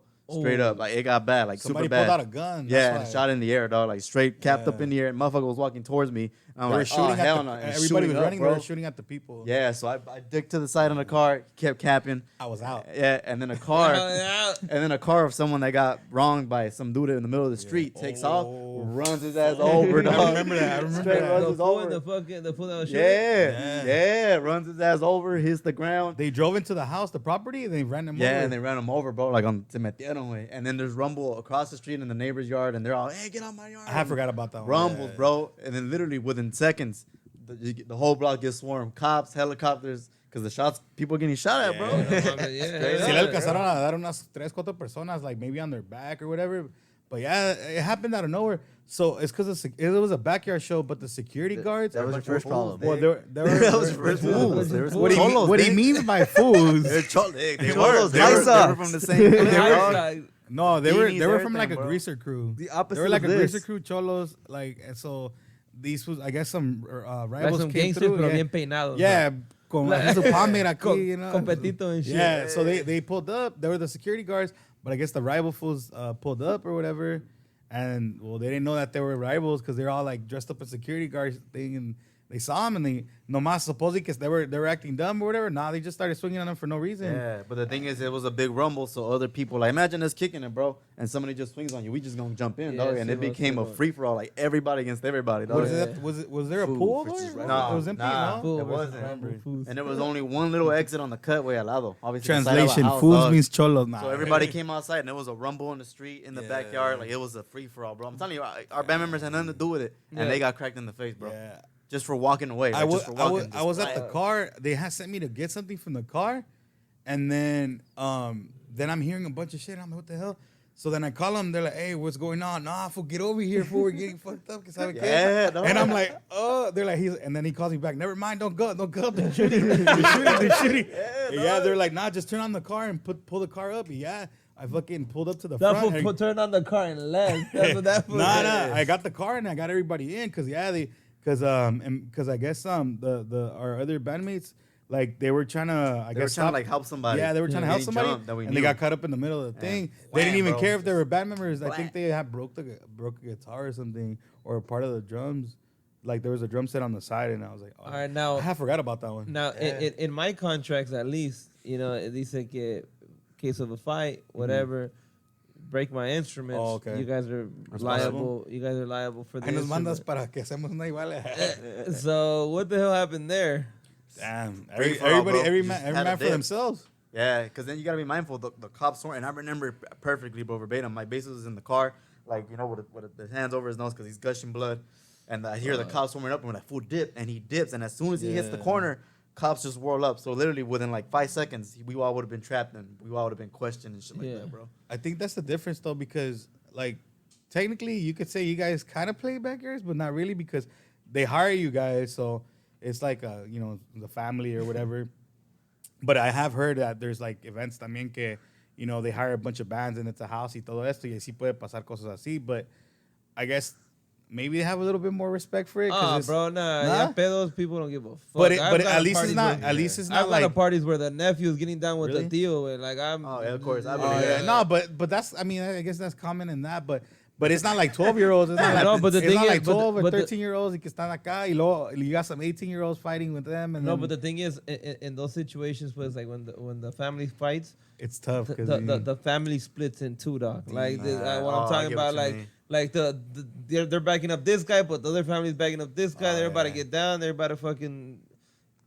Donde hay agarren los músicos. Can I get paid first? Yeah, I'm just there like, all right, motherfucker, what's gonna happen? They come at you. ¿Por qué no tocaron la otra canción que les pedí? You're like right there, like keep the guy paying the safe, like See, get his ass to the back. Hey, grab him. He's before paying he us. leaves. Grab his ass, No, and yeah, like I'm saying, like there's been situations where they're kind of like, oh, what the fuck do we do? But Has it ever happened that like you guys played in a show, well not a show, an event or something, and they were supposed to pay you, but something like that happened, y ya everybody scattered, ya ni viste al que te tenían que pagar? oh yeah, compa, that's happened. That's happened, but I try not to let that shit happen anymore. Like that's. Well, the good thing is like you have contratos, because it's like what you guys are doing. Yeah, shit again, like that, all the stuff like that has to go under contract, and that's one of the hard things that I had to learn. Like I played a couple times for people that are like, oh yeah, we're gonna pay you for this much, blah blah, and because I've actually known the person and stuff like that, I thought, that fool's not gonna do me dirty, and we technically don't do contracts, but we get like a deposit, y aunque sea la mitad, but we know for sure we're gonna get the money, like we don't play. No, yeah, definitely. No, my contract says I get the deposit to have to book the event, and then we get paid before we start the event. Yeah, that makes sense. Yeah, that's smart. So you get paid before you start the event.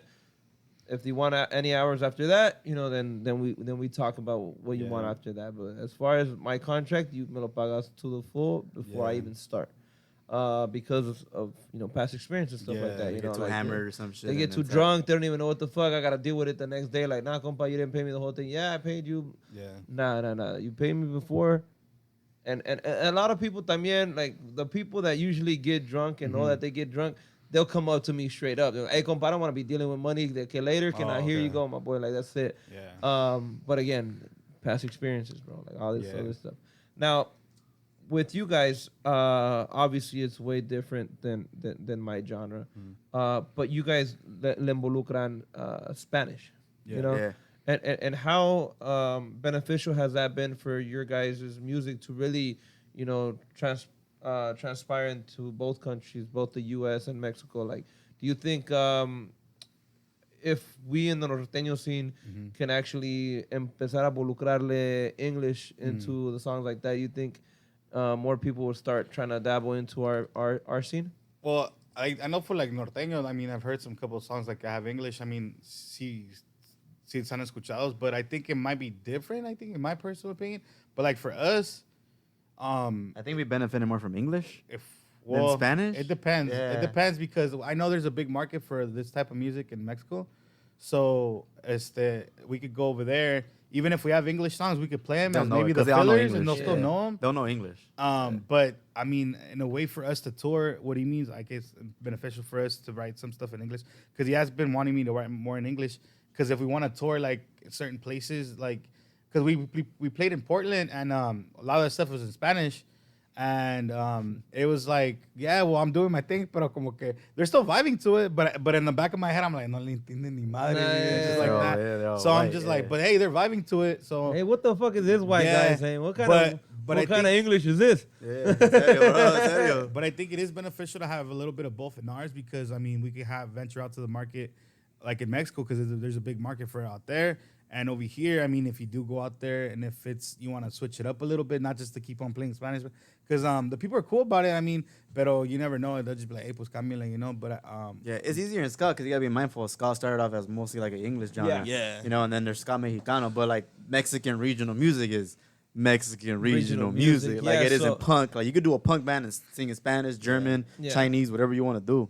So it's easier for us to get away with it. And I know it's difficult because it's Mexican regional. And I want to ask because I have been wanting to dabble into singing like English and Spanish. There's a couple songs that I want to record pretty soon, but you always get that pushback of like, oh, Wait, this is Mexican it regional depends. music, You want to do like covers? Or you want to do your own stuff, or like we? Well, there's a couple covers that I want to record. Yeah. That for sure I want to record those covers that are okay. like I want to record. Because I know those. Gus did a couple songs in English, and then también Manny Tololoche, he did a whole album like a oldies kind of Yeah, thing. but again, those are the oldies covered. Like, Covers, yeah. And aparte eso is just English or Yeah. it's just Spanish. It's not both. Both? Oh, okay. You know what I mean? Yeah. So, I mean, What's a good example? Like that you're saying, like a song that we would want. there's this one song, and it's not even like ska. It's not like rock. None of that shit. It's like more. I don't know what the fuck you would call it. Hip hop, Pop. I'm guessing. Oh, okay. And it's a song that I want to turn into norteño. Oh, okay. Well, it's basically the same beat and everything, just with the norteño instruments. Okay. Now it has both English and Spanish. Oh, right. So like my whole thing is like, we as Mexican raza and shit Yeah. like that, we're like, when it comes to like our regional music, we're more close minded on, Yeah. on what we allow to fucking to happen in the music industry. So like I feel like fuck. But if you're confident and you should do it, I mean, there's artists. I mean, I know like yesterday I was watching something on Instagram that Edición Especial. He turned a Bad Bunny song into like a norteño. Yeah. I mean, it's in Spanish, but like the whole way that he's doing it is norteño, and that kind of clicked on también. I'm sorry, no, Marca Registrada. And then Edición Especial también, they did a pop song. Yeah, they but turned it into but here's where I go back to the pushback. It's like we might see it like, oh cool, like Yeah. how creative this because dude, we're like because we're musicians. Oh, yeah. So what That's happens here is that los agarran como de burla now after. So it's Yeah. like they're like, oh look at these dumb motherfuckers. You know what I mean? Yeah. Not to say I would say that because I love the band and whatnot, but yeah, they kind of just they don't take them serious when they I do get what stuff you like mean. that. I mean, who knows, bro? Maybe. like when Firme took out the fucking what's that chick? Carol G, Becky G, whatever. Oh, yeah. Chick's name is. They were laughing at them first, and then They now were they're laughing like, at him first, and then they hit, but Yeah. it was more so of a burla. You know what I'm saying? Yeah. Like if people are like, oh, they look back at it and just like, look at these. But I feel like if you're confident in what you want to do and you keep doing it, pues va a pegar en su momento. Yeah. Or the people that you play for, like, hey, play that song, or they're gonna ask you, con que alguien te la pida después, like, hey, I like the way you did it, or que te digan. I mean, I feel like you accomplished I something. think if you drop 50 songs, brother, one will is catch on. Like it's one of the you miss Yeah. 100% of the shots you don't take. You know what I mean? Yeah, definitely. So maybe you might have to do a couple. It's gonna be hard because you're right. It's boxed in a corner way. Like it makes it difficult because the music specifically catered to that. Because I have a bunch of primos in mind that like puro paisa, puro paisa, puro paisa. Like just straight up, like they won't even bother to care about anything else. Yeah. And they're just so secluded. But I mean, I'm pretty sure like you're really a There's musician. an audience for yeah. everything, so you're gonna find your audience Yeah, regardless. if you do I feel 50 like. songs, one has to Yeah, like, definitely, kick, bro. definitely. Now, as far as you guys' project, what do you guys wish to accomplish within the upcoming years? I think touring outside the Touring, United States yeah. more than anything, like That's Mexico, kind of Europe. what your set goal is to Yeah. right now. Release some in more, the short term, at least. Yeah, release some more music videos, and then because we have a lot of music that we haven't recorded, but that's the thing. Like we had kind of agreed upon, like not releasing albums, because I feel like, or in my personal opinion, for this type of music, I feel like it gets kind of watered down, or not watered down, but it gets lost in the whole mix of it. It gets lost because you got, like you say, you got 12 songs. Si no les va a gustar, and if you release one song, well, it's like, hey, we got this, and then you got to spend, and you release another one. I feel like it's worked better for us because they listen to that, and then we play it live, and then we promote it. So I feel like they like it more like that. But we do have like an idea right now of releasing a 3-part EP. Okay. And 3 songs each. Yeah, 3 songs each, and like making it into a little like a series. So that's kind of something that we have coming up. And I say, a ver cómo hace eso, but everything's been released digitally, eventually maybe want to get something printed on vinyl, or we were talking about doing the re-editions of the re-recording the older songs that we did at the beginning. Maybe like the new way that we had did it. The new way that we're doing it. The new way that you're doing it now. So maybe something like that. But for sure, touring outside of the U.S. and more music videos, more.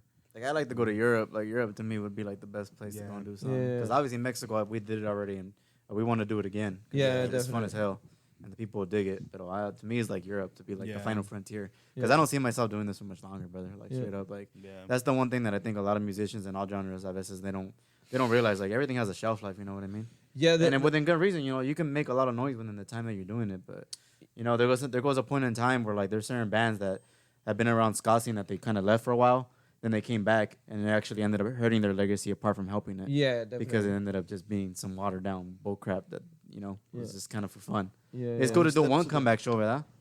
It's cool to do one like comeback show. Don't get me wrong, you know. A lot of people, it's cool, but then when you try to keep going and going and going, I guess you're kind of like, no mames, pinche señor, go home, you know? Go home to your kids, bro. You know what I mean, though? Like, just straight up, bro. Because I've been doing this. Go ahead. But like, in your scene specifically, let me explain.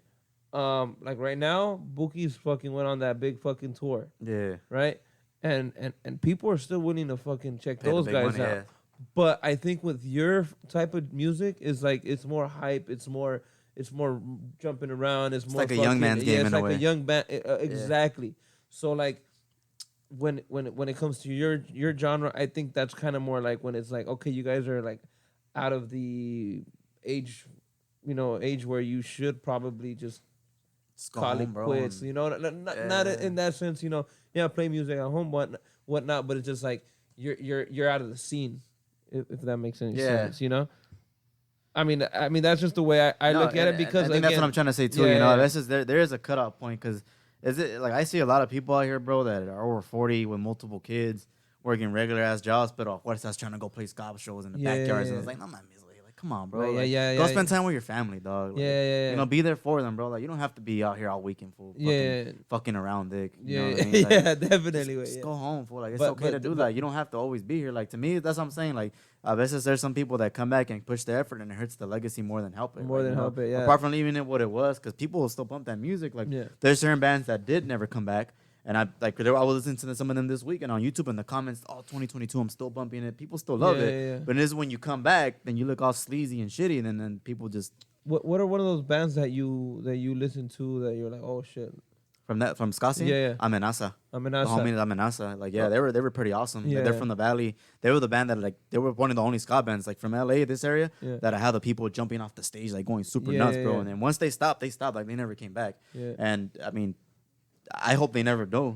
They don't come back because of they're gonna hurt their legacy. You like, don't want it to taint their legacy. Yeah, bro. Like I'm telling you, I was looking at their YouTube videos and in their comments, they're like, "Oh, still bumping, and people love it for what it was." Now, you know? I used to listen to some ska, then I stopped. Obviously, if you guys can tell me, I don't know if you guys ever heard of Echo Lecoa. Whatever happened with those guys? They're still around. They're still around. The homie that I had playing drums for us is working with them again. Oh, okay. So I think he's recording a couple things for them. Okay, no, I fucking used to love all their fucking songs. That band has always been a band that, like, I guess it's been people's taste. Like, everybody likes the band because they have a little bit of everything in their music. And that's the people that put me on, or the band that put me on to ska. But then again, going back to what I've been saying, like they're not headlining shows. They're not selling out the show. No. They're not the reason why people are showing up the shows anymore. So it might be one of those things where it's like, might have been time a few years back to go home and be with your son, bro, or be with your kids. And because again, we're talking about fucking probably 14 years back, 15 years back when I was listening to it. Again, I haven't been up to date with like all the ska stuff and stuff like that. I used to listen to them. I used to listen to what's another band that was popping during that time? Viernes 13, you remember them? Viernes 13. Viernes 13. And they stopped too, and they're done. And you know, then there's nothing wrong with that. They come back once in a while. Was it like Restore Bones? They're still there. They're still limping through. They're limping through it. I mean, like not to say it in a bad. That was his comment. I gotta say. But they just played. They're homies of mine. They just played at the Toyota Arena in Ontario. They're still there, you know. Like a little outdoor venue. But it's the thing. That's the thing that happened to them. I feel like it. They went upon and did careers. Everybody, each one of them has the careers. They're doing their thing, you know. but they play once in a while because they're still in people's taste. Like they ask for them y todo eso, you know. Yeah, But definitely. Because but it's not like how he was saying. Like that's one of the bands I think that they come once in a while and they don't like water it down. But there is some bands like, hey, we gotta hang it up, or That's the you one know, way. Like because you're making it worse. you bro. transitioned between you lost musicians, you got musicians, you're still doing this. You know, no, you don't go nowhere from that. But it's just one of the most difficult things I feel in a band that's not norteño, and you'll see why I'm saying this, is staying in the band, continuing the project, continuing the recording, and all that stuff. And I say this because all this shit is expensive, bro. yeah. All these recordings are expensive. And going back to what I was saying was that, sadly, we value the music a lot, like ska, fucking rock, fucking all these metal bands and all that stuff. But cash value, it's not up to par with what norteño is. No. So when you're investing time, money in a band, you have to be there because you want to be there, not because the money is there. So like when you're investing all this money, like you might get fucking discouraged, to want to keep going, to want to keep playing.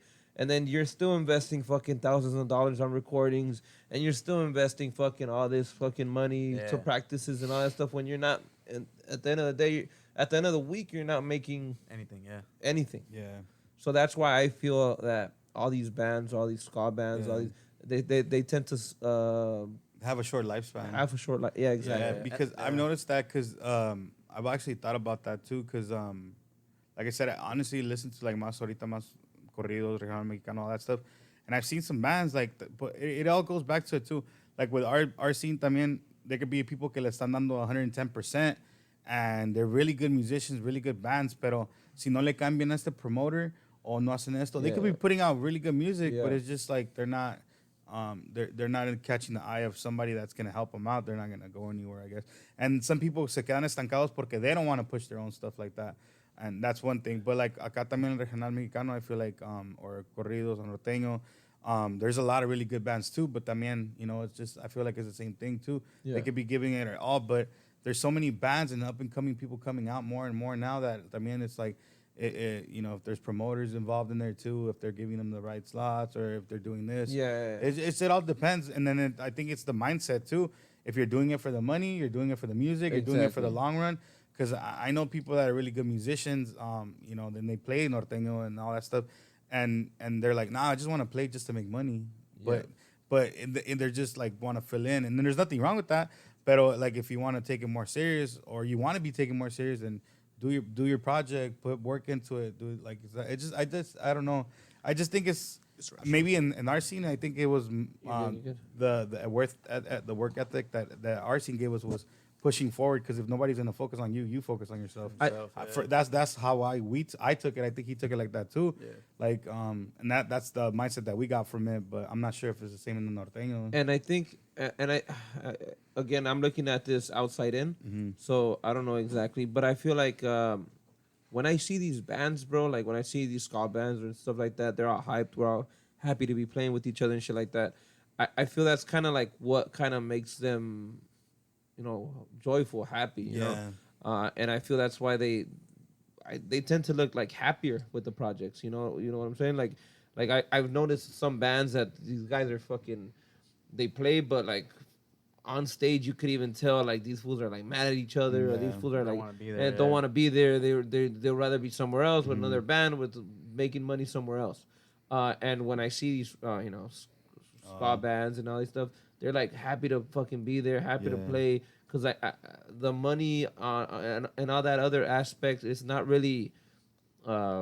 Do you think it's like the thematics de lo que habla la música, de lo que es, or you think just the whole lifestyle of it? I think the whole lifestyle. And I think that's what it. Let me explain why.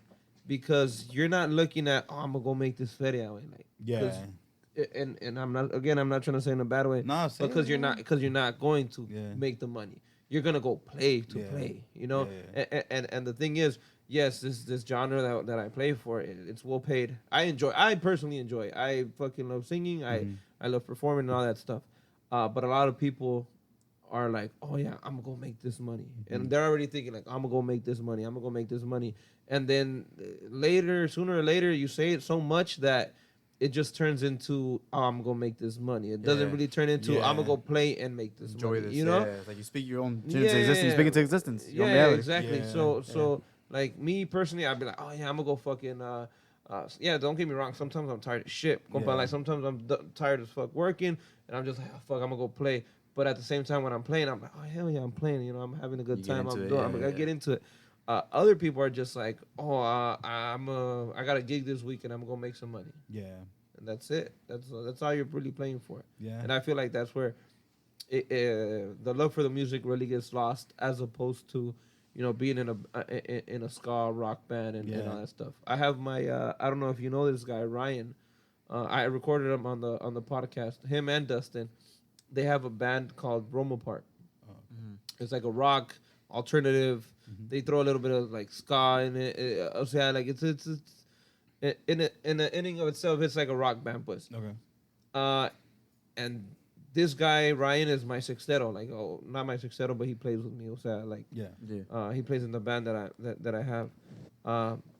But I mean, there's times where I'm like, hey, bro, we got a gig tal día.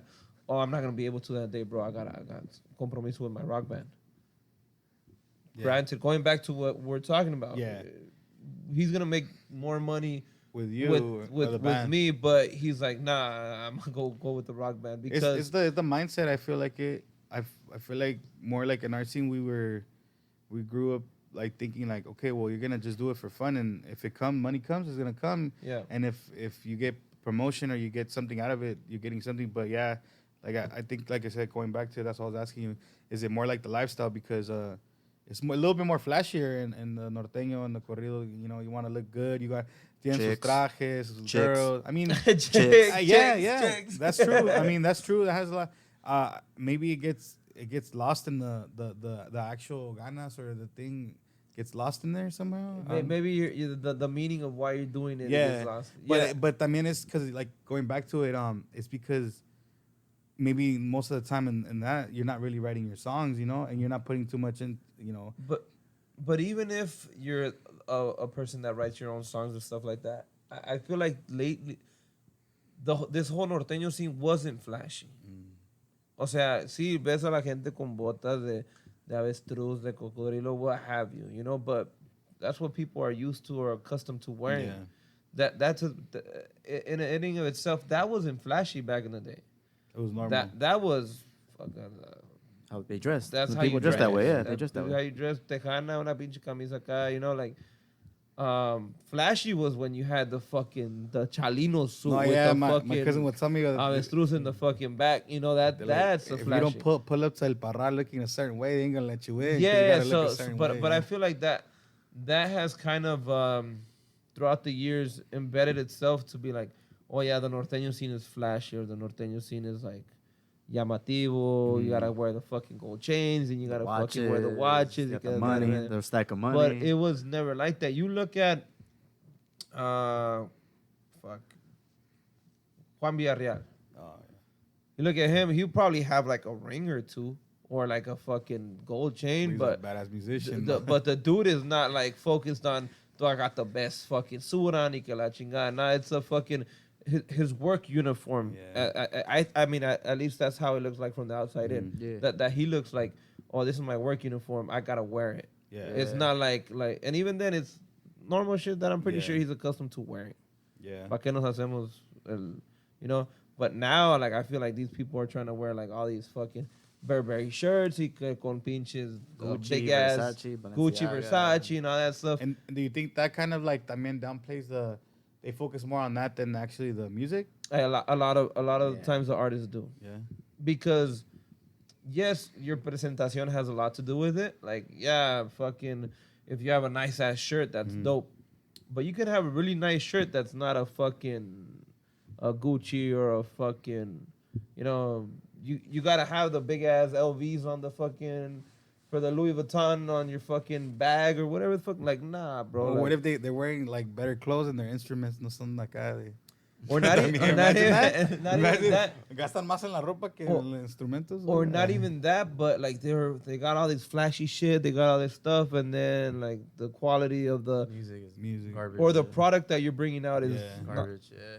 I've seen that. Yeah. or not necessarily garbage, but if Their you focus is on the visual, not on the if the you actual focus music. less on what the fuck you were wearing and actually focus more of how you were playing, Yeah. then you might be a better musician. Yeah. Then you might fucking give the people what they really want to go for. Yeah, Nobody that's wants facts. to. People want to go hear your music. They don't want to go see you look good. Yeah. You know what I'm saying? Unless you're a girl. You know what? What I've Unless seen she's though, your girl, then she wants you to look good. And I've seen that it's so saturated right now that no, she might not even want you to look good. She might just be like, motherfucker, just Te van a robar. te van a robar it.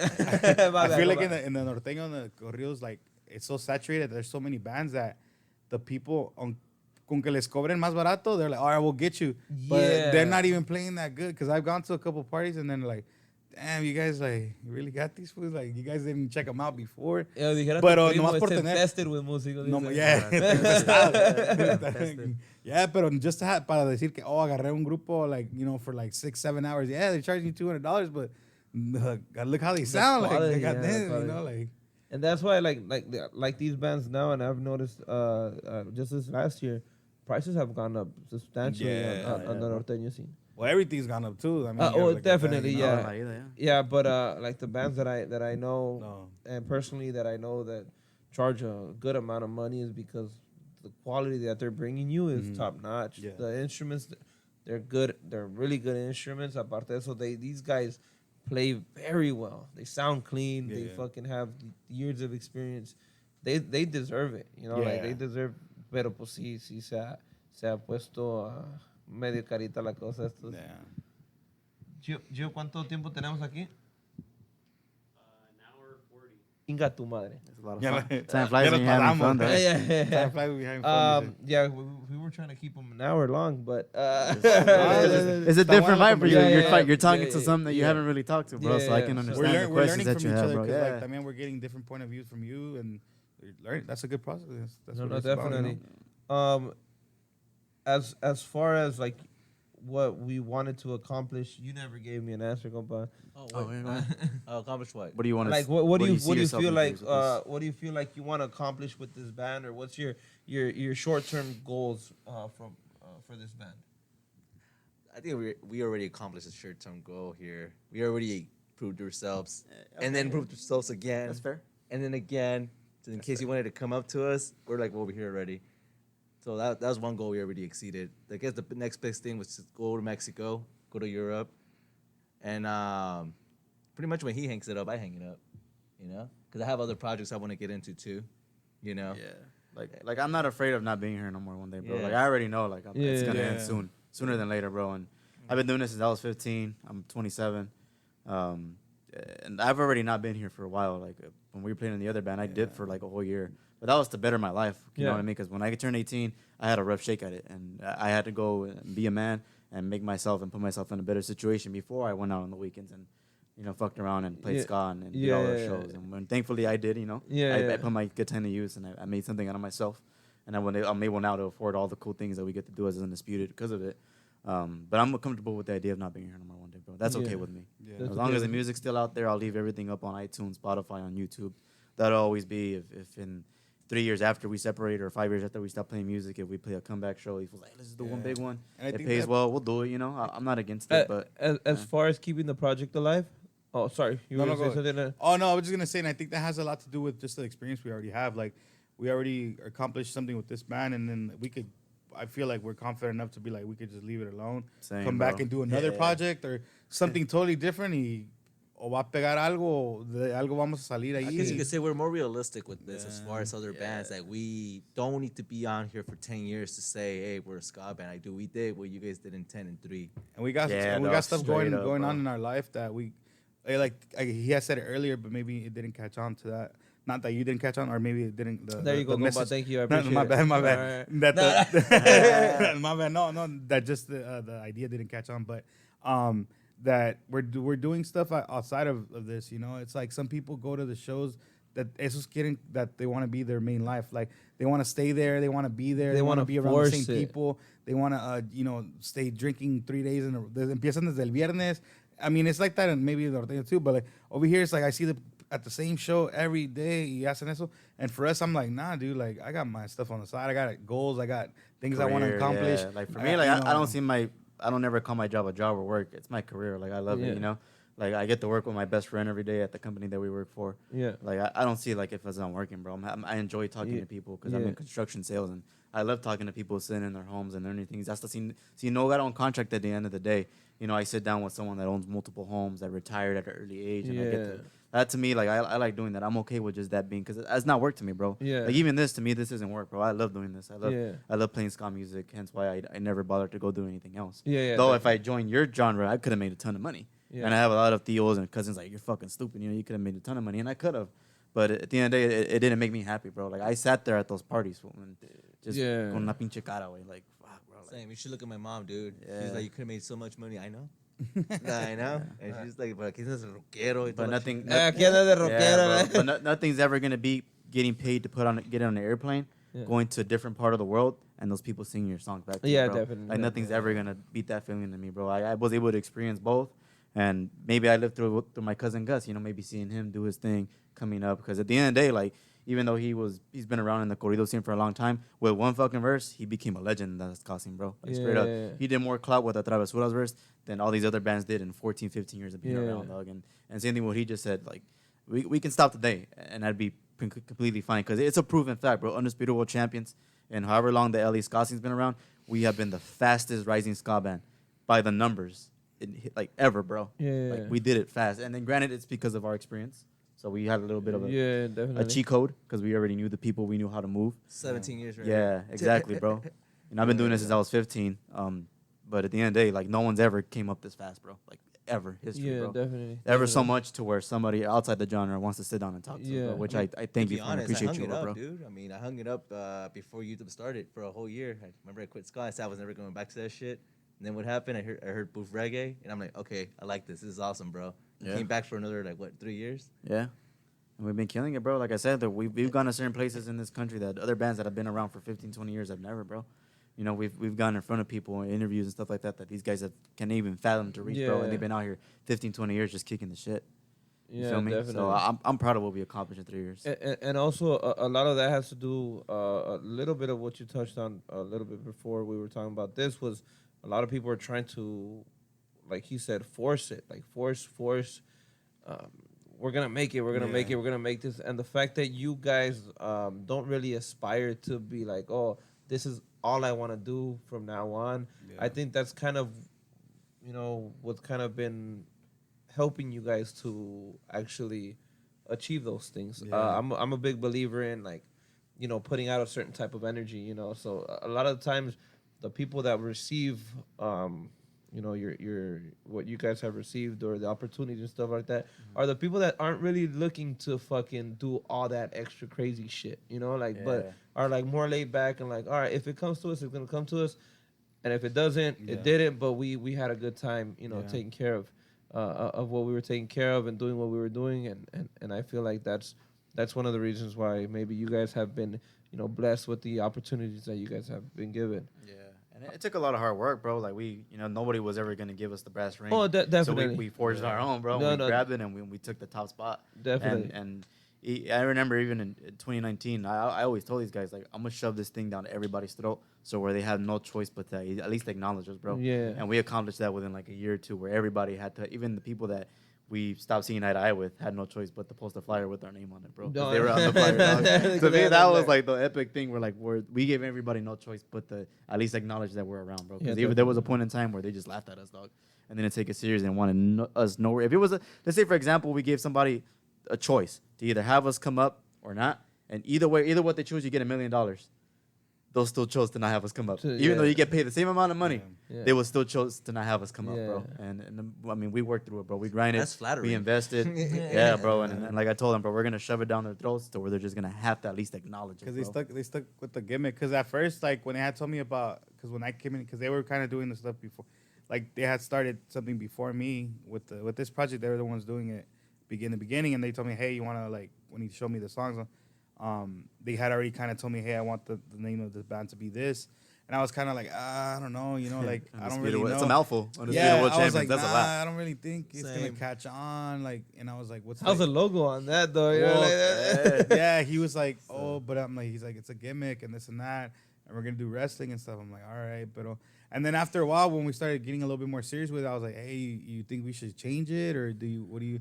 And I was still like, no, I don't know. I'm not gonna lie. But now, like now it's like mask. that what stands out. That's what stands out. You just you're the gimmick. You keep it going. You keep it going. And you make it. If you're proud of it, or como te digo, if you push it and you feel confident in it, it's gonna stick. And I think it's stuck on. Like it's still mouthful, but I mean, it's a lot of it. It's marketing. They bring on like the 5 belts and too. everything, and people are like, they want to take pictures or they want to hold one or like. It's gotten to the point now, bro, where every band is posting or using wrestling in a weird form. Every flyer. Where back then, every flyer now is a lucha libre themed flyer or a wrestling flyer. They're doing promos, wrestling stuff. They're retweeting wrestling stuff. When it was like, bro, like when I started this, nobody liked wrestling. Yeah. It wasn't cool. Now everybody's hitting me up. Oh, because I go to a lot of indie like wrestling shows and WrestleMania. I'm gonna go and like, let me know when you go. Let me know when you go. And I'm like, since when have you been into this, bro? And all of a sudden, you see on their band page, wrestling themed flyer, wrestling this and this and that. So when we started away with it, we set a trend. We followed our own trend with the wrestling thing. So even though Undisputed World Champions is a mouthful, I mean, there's a method to my madness. It's marketing. It's undisputed. UWC, UW, like there's different things you can say. Different acronyms. Bro. Different ways of marketing. Bro. Yeah, and now if people use wrestling, you're gonna go like, these fools just copy UW. Yeah, like it's already we stole I a whole saw gimmick, it there bro. first type shit. Bro. No, well, definitely, man, and I'm glad to see that you guys are doing well with this. That you guys are as focused as you are with this project as you guys would be with any other thing that you guys would wish to accomplish. For the meantime, though, I think I would love to have you guys back on. Let's do it. I would love to have a part 2. Let us drop a few songs. We gotta bring Gus, and then we'll bring in Gus. We'll fuck yeah, play some jams definitely. for you and stuff, bro. No, hell yeah, and I mean, anybody play guitar? Because I got a guitar right here. This guy does. Well, then, Do it. if Grab it, girl. you guys want to go ahead and throw a couple songs out before we take Let's off. do libation. Oh, yeah, my bad. We can't get out of here without acknowledging the influence of wrestling. You got The Rock right there. Oh, You yeah. got The Mask. So kind of explain that a little bit, wrestling. And the whole thing. I love wrestling. Like I grew up in a broken home, and even the pieces I mean, I don't know. I was on my own as a kid, bro. Yeah. And we didn't have cable, so Thursday nights on UPN SmackDown. I look forward to The Rock coming out every day, bro, and I just love wrestling since I was a kid. Yeah. My greatest day as a kid, 'cause like I said, I grew up in a broken home. My parents hate each other. To this day, they hate each other. Was when my dad took me to wrestling at the Arrowhead Pond in Anaheim, the Honda Center now. And dude, like I just always loved wrestling. Like my uncle got me into it. The biggest disservice I ever did to myself as a kid in middle school was to suppress my love for wrestling. Because it wasn't cool, bro. I had a friend tell me, you're not going to get girls like that. Bro, no. Like, when I ended up moving to Palos Verdes in my own place, before I did my thing, I watched wrestling on the WWE Network with them. And like, they could care less, bro. Like, I don't know. I just love wrestling, bro. To the day to this day, I did a wrestling match a few months ago. I'm a referee now for a Compton Mania. I do referee for them. Oh, okay. Yeah, I just love wrestling, bro. To this day, I love it. And then our good friend Steve, who was the original part guy, he has a lot of love for wrestling too. He goes to a lot of shows too. So I just love it, bro. And secretly deep down, I think a lot of us do too. Like I'm saying, yeah, like definitely. when we started Undisputed in 2019, we threw our own shows. We didn't have merch, but the kids started showing up with the wrestling shirts. You know what I mean? Okay. And now to this day, when we go to San Jose, everybody wants to see the belts. Like there's a certain love for wrestling because it was really popular in the 90s, early 2000s. But I always loved it, brother. To this day, I still love wrestling. I go to indie shows. I got floor seats to WrestleMania. That costed me an arm and a leg, but I'm going. I'm gonna be on the floor. You know what I mean, bro? So I just love it, bro. It's hard for me to explain it. It's just I don't know. It's just fun as hell to me. It was an escape for me as a kid of being in a broken home, brother. You know what I mean? Every Thursday night or Monday night, I have something to look forward to. In a dark environment, bro. Like I said, my parents hated each other. They hate each other to this day, dog. So that was my only escape, bro, was wrestling. And in wrestling, it's because nobody judges you in wrestling, bro. Like, we're all in it together. Like, when we go and we chant together, we go and we joke around together. We all, it's even though it's not real, like, it's real to all of us, bro. Yeah, like, yeah, you know what I definitely, mean? The definitely. connection. Because you can go to a wrestling show and look any way, shape, or form. People are going to love you, bro. People are going to show love to you. They're going to accept you. Like, it's real accepting. And to me, it was just an escape from being in a broken home in a dark environment, dog. Definitely. So- You guys share the same love for wrestling as well? No.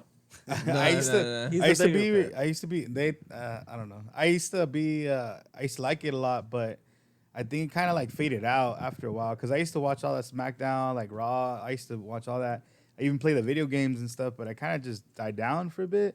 I got older and just other stuff started interesting, you know. But I mean, I follow them. Like I'm down. Like they like it all, that, but I don't think I'm into it like them. But hey, I got their back, so you know. Me, Undertaker, always. It was always the Undertaker or Mankind. Like I would always love those Yes, matches. Mankind. Mankind, Cactus Jack, all these characters, man. Dude, love Cactus Jack. Wait, who was your favorite? I like The Rock a lot. The Rock. I Okay. like Yeah. I like Undertaker. King. Yeah. Okay. Undertaker King. Goldberg, I used to watch that. Oh man, Goldberg. yeah. WCW. Heck yeah, bro. Oh no, yeah, you guys are real. You guys are you Super guys are geeks. real. We're geeks. You guys are real old school, homie. Yeah, bro. I fucking watched back when John Cena, Kurt Angle had the dang. fucking beef. Oh, those Eddie Guerrero when he passed Yeah. away. Fucking Rey Triple A. Mysterio. Yeah. Triple A. Yeah. I think I for want me to go it to was like TJ when they do a show. the just to say I Attitude did it. Era, that was the best one. Yeah. For me, the Attitude Era. Because after that, I don't know, it was just the storylines got out of. No, my shit was Eddie Guerrero and Rey Rest in Mysterio. peace. Oh yeah. Yeah, Simon. Those I were would dope. fucking love that shit. You know, it's fucking ¿Cuál más? Yeah, but I fucking stopped watching that shit. Probably like getting to like middle school or something like that. Yeah. So.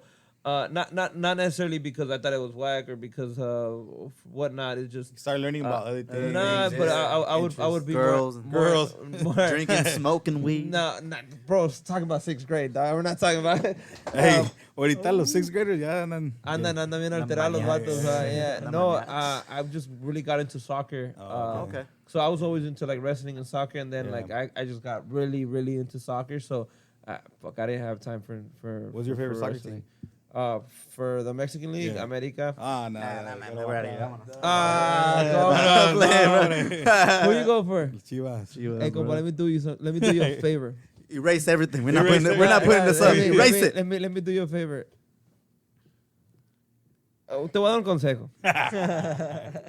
You might want to switch teams because from here to the next 20 years, I don't think your team will ever see a I championship. know, they've been playing bad. Anybody? Hey, The whole you guys- Mexican only thing is dope, but Yeah. yeah, it's a hindrance. Yeah. Because you need some, you need some Argentinians. Atlas. You need some Brazilians. Atlas you know? won 2 championships before Chivas. I was like, God damn. Yeah, with you got to spice it up, you know. Hombre. No, They but- hadn't won in 52, 53 Look, years, but- and they won 2 champions back to back. I was like, But look, We're but- cursed. Ya We're valió but más. the fucked up part is, you know, the rivalry with Chivas and America, for the people that don't watch soccer, yeah. is massive. You Yeah, know, yeah. it's a super clásico. Yeah. Fucking every time they play, it's always fuck you. You Yeah, know, all there's that madre, shit. You know, yeah. there's madre. But America and Chivas never fucking agree on nothing. Nothing, But when Chivistas start realizing, yeah, you might have a point, Chivas. That's been all that great. Pero nunca le voy a ir a la América. Ah, my boy. Whatever. Hey, I'll do you a solid and let you know. Maybe you should switch teams. Nah. You don't gotta go to America, my boy, but you gotta get the fuck out of Chivas. You know, LAFC though. LAFC won a championship. so LAFC, yeah, shout out to them. LAFC, yeah. And Spanish League, who you got? Oh, for Barcelona. But, I do a Premier League. Premier League. I do Premier League. I like the Tottenham Hotspur. I like the Okay. Spurs. Spurs are dope too. But I watch everything. You know, I watch Bayern, Man U, too. Bayern. Yeah. Yeah, but mostly Premier League is what I watch. Because I- I got Peacock, and Peacock they have, and I have a Paramount Plus. So I watch all the Premier League games. Because I'm working, I can never watch the Premier League games. Yeah, they're super early. They're Like, super early, early. yeah. So like that's why I've never like I'll watch some of the games, but like fuck, it's every blue moon. You know, Yeah, like, it's a tough task. So like you can't tell like right now, like you won't. I couldn't tell you who's up in the Premier League or if the Premier League is even so fucking much. going right now. You know what I mean? Like I don't watch. I watch fucking Liga MX because it's Yeah. on the weekends and It's usually like in the Sunday afternoon. games. Yeah. Saturday is America plays Saturdays, but most of the time también they play Sundays and it's in like 2, 3 in the tarde, so that's perfect. I don't know if you saw that They're recently. filling it They're back. gonna join. They're gonna both leagues, MLS. MLS and Next year, they're going to pause the whole They're gonna month. pause everything. MLS is not gonna play, and MX. MX is not gonna play. They're gonna do their own league. Like yeah, That's it's gonna be gonna fun be as hell. pretty I like a think that's gonna be crossover dope. type shit. yeah, Imagine to see Chivas Galaxy or Chivas LAFC, Yeah, America I mean, LAFC. you do watch them, but they're all friendlies. They're never for any But tournaments. this is you gonna know? be for the like, But now Marbles. it's gonna be for the the Marbles. yeah. Yeah, bro. All right, cool. Well, let's if we want to bring over the guitar, let me go ahead and grab that. All right, but I'm officially say it though. Even though he's had guys that nibbled in ska, this is the first official Jorge yeah. Razo podcast with the ska band, With the Undisputed ska World band. Champions from Compton, California, taking over the world, baby. Fastest rising ska band in LA's ska scene history, bro. And it's a pleasure to be on here, bro. Appreciate you. Thank you for having Respect us, you for all the work that you do, bro. You deserve everything that you're getting, dog. Thank Straight you, up, thank brother. you, brother. Thank you. Appreciate it, man. This little I number think the here, pick right here. it's man. called I got it Wonderwall. right. Oh, I got one. All right. And now Wonderwall. Let's go. play the 1, ska. 2, 3, 4. She said that she liked me cause I fucked her at the Westin, giving her the bestest, never nothing less than. She wants to know that right after my show, can I take her to the mo and then lay her on the floor? She said that she liked me cause I fuck with Undisputed. Yeah, I'm with the U click, never on that booth shit. She wants to know that right after my show, can I take her to the mo and then fuck her on the floor? Me, you, and libations Waiting for temptations to hit. I can taste it. Me, you, and libations. temptations to hit so I could taste it. And she said that she liked me cause I fucked her at the Westin, giving her the best dick, never nothing less than. She wants to know that right after this podcast, can I take her to the mo and then fuck her on the flow? She said that she liked me cause I came up from the bottom, drip down all in Prada, undress her with no problem. She wants to know that right after my show, can I take her to the mo and then fuck her on the flow? Me, you, And libations waiting for temptations to hit so I can taste it. Me, her, and we fucked all night waiting for temptations to hit so she could taste it. Ha! Undisputed World Champions from the gutter, the Jorge Razo podcast. Mom, I super made it. acoustic right here. Mama, I made it. Good night, everybody.